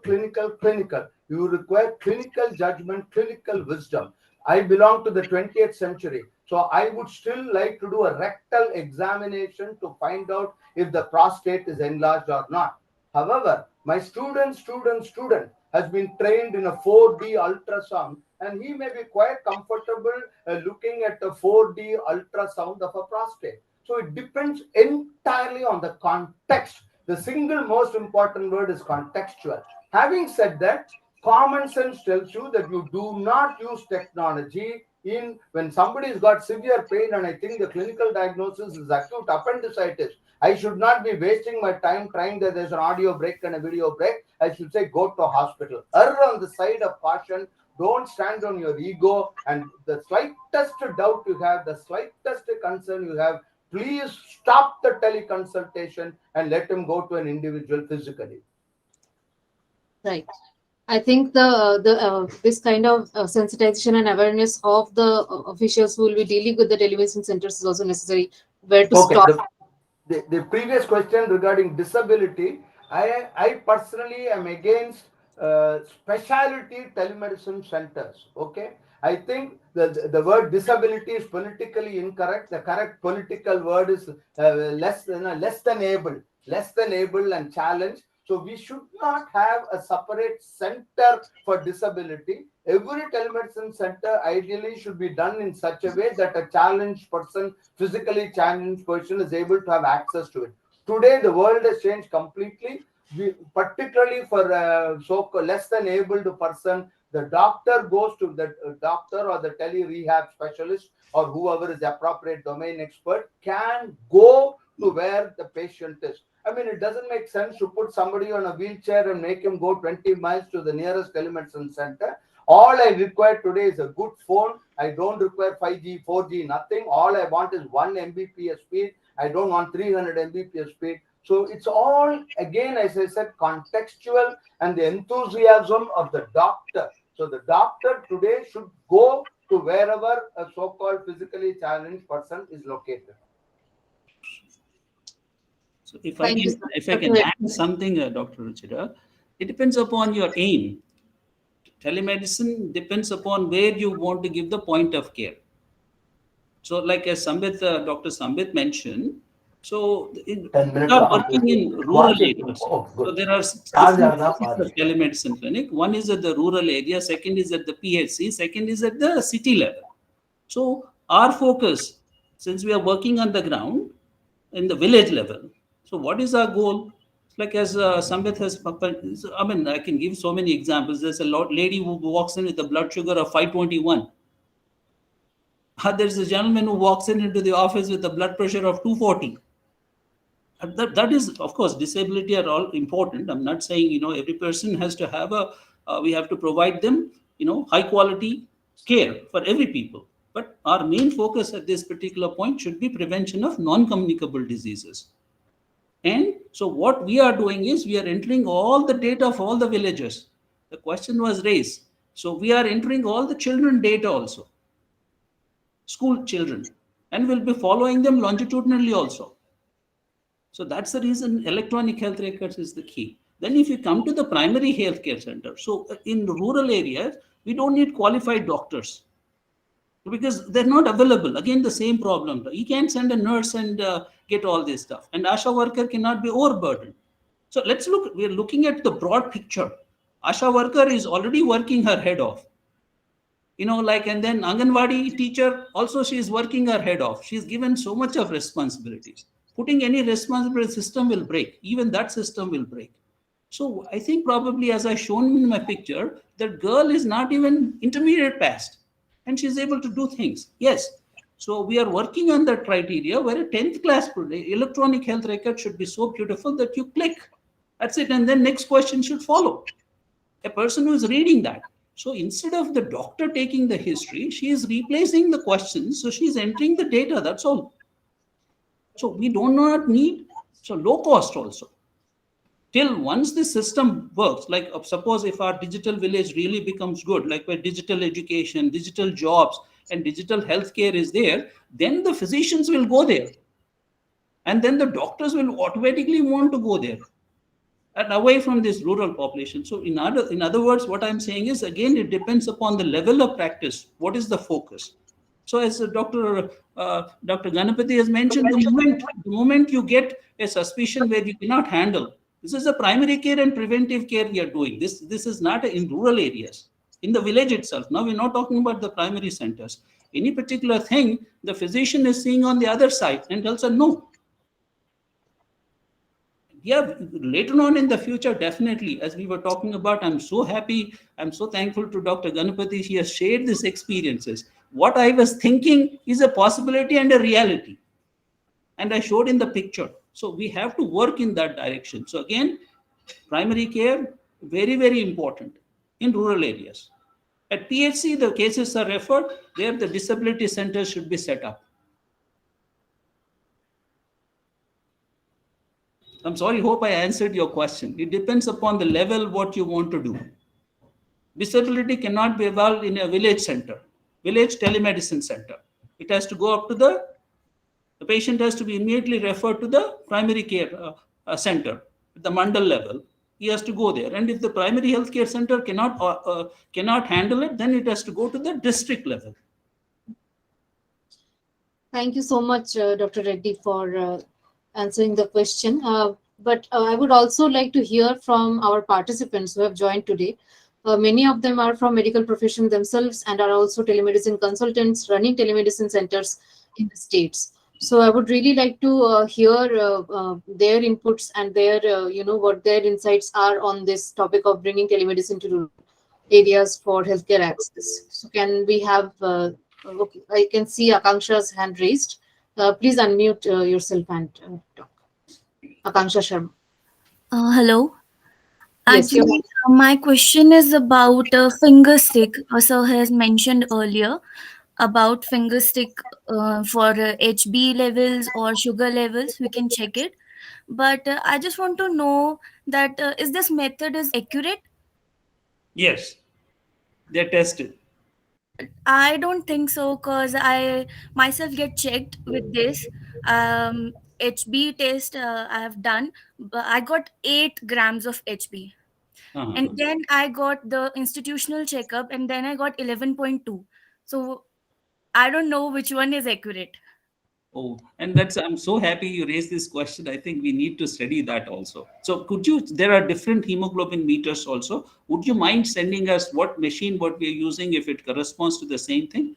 And really, I'm so happy you raised this question. So now it raises another question and we need to check that. And that's the reason why we want to work with IIT Hyderabad.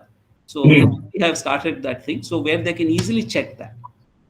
Okay. Can I just add a comment? Yes, sir, please. We use point of care diagnostics for the last 4 years, including HbA1c. The Apollo Diagnostics is a huge setup, and they're obsessed with quality control. Okay, so in the experience, I mean, they do hundreds of thousands of HbA1c per day probably. So they are doing all this, and they have not had any problems, including point of care diagnostics. But then there are so many variables, like the way it is stored, the temperature in which it is done. One swallow does not make a summer. From a statistical point of view, if you take 10,000 HbA1c read in a POCD device and compare it with 10,000 NABH accredited laboratory, the statistical difference is within acceptable, permissible limits. Having said that, for one particular individual, maybe there was a variation, but I would like to reiterate that the future is POCD. And I believe that in my lifetime, the huge laboratories we know today are all going to get into the Jurassic Park. So, Dr. Ganapati, if I can ask you a question, sir, is your labs, is it finger sticks or it's a lab? No. Labs use a regular. I'm talking of telemedicine units. We have 230 telemedicine units. So there we use a POCD, point of care device, for HbA1c. Okay, and so that is compared with the labs. Yes, a point of care device means how? What is the process? Okay, point of care device.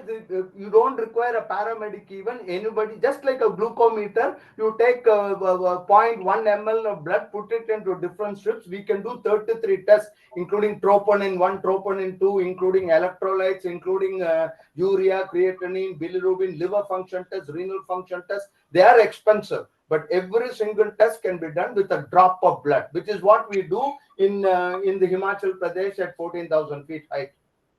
I'm so happy I met you, sir. So because I need that. We are doing this for the last 5 years. So that'll be great. So we don't have to reinvent the wheel. So probably that lady has got a very viable question. Yes. It has been checked or not. So can we also hear from Sambit and then from Dr. Divya? I can see both hands raised, but from panelist first and Dr. Divya. Yeah, so I guess Dr. Ganapati covered that point, but I want to cite a personal experience of a couple of months back about this point of Akanksha. Point has been covered well, but so my father used to reside in a small town in Talcher. I come from a biochemistry background, by the way, so I will make the connection like that. So I work in Manipal, and I am well aware of trop T, trop I, and my father had a chest pain, and the small town did not have an auto analyzer where the trop T, trop I could be estimated. Very swiftly, a diagnostic center, it's a very small one, which is very close to my house. And in a few hours' time, they send me a photograph of a strip, the card test. And me, my colleagues here were really astonished because we had never seen a card test for Tropty. For us, the turnaround time is very small here in the lab. We get it through the Cobas 600 auto analyzer. That's standard for us. So again, going back to what was discussed, what both the seniors here have mentioned, context matters. So at that point of time, that card test suffices to give a broad overview, and that is why everything is contextual. And like Professor Ganapati rightly said, this has to come from an evidence point of view. But POCT is going to stay. Standardization is a major issue there which needs to come in. We have to standardize, but that is the way to go further. Dr. Divya, can we also hear your point, please? Dr. Divya. Hello, nice to hear all the discussions, and also I'm very happy to hear the huge experience of Dr. Ganapati, and also uh, from the activities of the Swasodhan Trust. Anyway, going to I just want to make the same point. Obvi- of course, it is contextualization, but as far as many of the treatment protocols are concerned, there are many written or very obvious protocols that are in place, which has some of these points as physic, which can be only dealt physically. But so I just feel that there is a huge academic activity which is pending from each and every specialty in identifying which are the clearly deliverable subset of, or what is the stage of disease, or stage in the management of treatment, where there is nothing other than telemedicine is needed without even any added device. I understand there are a lot of digital equipments which are coming up which can be linked easily, but without even anything, like even with the essentially telemedicine platform, or even any telemedicine platform, these are the things which should be consulted with. There is no need of any travel required. That's a huge area which can be worked out. That is one point I wanted to make. Then there is, as far as this, many of these platforms which clearly follows the protocol. So nowadays, many of these doctors, including myself, we in this hurry we skips many steps. So it is very much helpful in practicing ethically. We won't forget these steps of asking something, because there is a thing that is in the what is that screen which makes us remember asking some questions. Then again, there are good practices, like already Ganapati sir has told us regarding the elderly care, what he did after a neurosurgery. And in Kerala, we actually do this. All of our local self governments have this palliative care project, where a palliative care nurse is going to each and every house. So palliative care nurses are these patients are, many of them have never met a doctor for last few years, 5 to 10 years they haven't met a doctor. So this is a very good way we could actually collaborate, we could actually deliver something very in a very good way to this palliative care patient. And now in we are introduced the same service to jails also. The jails are also utilizing this during the reopening of schools. We already opened it for schools also, and definitely there is a 24-hour COVID-19 OPD also. Thanks for all the insights. This is a point I wanted to Thank add. you, Dr. Divya. There's one last question before we conclude. There is not much time left. We have a question from Telemedicine Consultation NHM Mumbai. I don't know the participant's name, unfortunately. It's asking, can we use the facility in an offline mode, and then when the internet facility is available, can we register the same case on the telemedicine application? Is there any guidelines available? Yeah, can I respond to that? Yes, please. The telemedicine guidelines makes it very, very, very clear that everything is contextual, should be done in the interests of the patient. You need not be afraid at all that you're violating the guideline. The very word guideline means it's a guideline. It's not written in stone. So everything is contextual. You can certainly, if you, based on the clinical condition of the patient, the socio-economic considerations, where you are placed, what is your background, what facilities you have available, etc., etc., etc., you certainly have the right to give a remote consultation in an offline mode. And when internet facility is available, you can register the same for a telemedicine application, provided the circumstances justify that particular decision on that day, at that time, in that situation.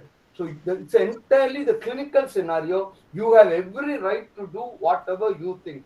Please don't get worried. I'm telling you this with such confidence because some of us in the TSI made all these guidelines, gave it to the government. We have discussed it at the highest level, and the government has told us again and again, it depends on the individual situation. So please do not worry at all about the telemedicine application. And as of a few weeks ago, I can assure you, from the last 22 years, we have not had a single patient complaint which has gone to a consumer protection forum, excepting for one case which was misquoted in the media thoroughly by the Bombay High Court. We have not had a single instance. So most people who use telemedicine are unnecessarily getting worried about it. So long as you do what is in the best interest of the patient at that time, it doesn't matter at all, even if you did not strictly follow the 6-size font sub note written at the bottom of the page. So forget about it. Do what you think is in the interest of the patient. Thank you so much, Dr. Ganapati. Dr. Reddy, can I have some input from you on this? I'm so happy. I don't have any experience, and it's so nice Dr. Ganapati has summarized it. Right. Dr. Samit. I guess one of the closing remarks I would like to make, drawing from what Dr. Ganapati actually said, it is very important that the competencies of telemedicine get into medical education. I think that will be a way forward, and each specialty must, the societies of each subspecialties must come out with their set of guidelines. All these should feed into, because otherwise it's too heterogeneous. All this should feed into ultimately making doctors who are competent in handling telemedicine. Thank you so much, Dr. Samit. And with that note, I'll have to conclude the session today. We are well past our time, and the workshop, of course, will continue again tomorrow. We have another session at 9 a.m. tomorrow from Dr. Gokula, will be joining again from the US. So I request all our participants to join in time so that we don't keep our panelists, awake. It's late night there. So please join before 9 a.m. tomorrow. And thank you.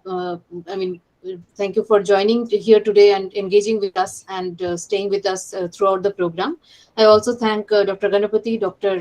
Reddy, and Dr. Sambit for joining the panel, staying after the panel, and interacting with our participants as well. And I hope that we will be able to have you in the future as well and continue to talk to you when we draft these workshop outcome documents for our own ministry and find out where we can coordinate with the health department from RD to kind of take telemedicine beyond the urban areas and to the rural areas as well. So with that note, let us conclude today's program, and we will again meet tomorrow at 9 a.m. using the same link that has been provided to you. I would again remind our participants that we have shared a registration link to the WhatsApp group. I'll also share it in the email. Please use that, register yourself so that you can, register your feedback as well. Thank you very much and a very good afternoon to you. See you tomorrow. Thank you. Namaste. Namaste. Namaste.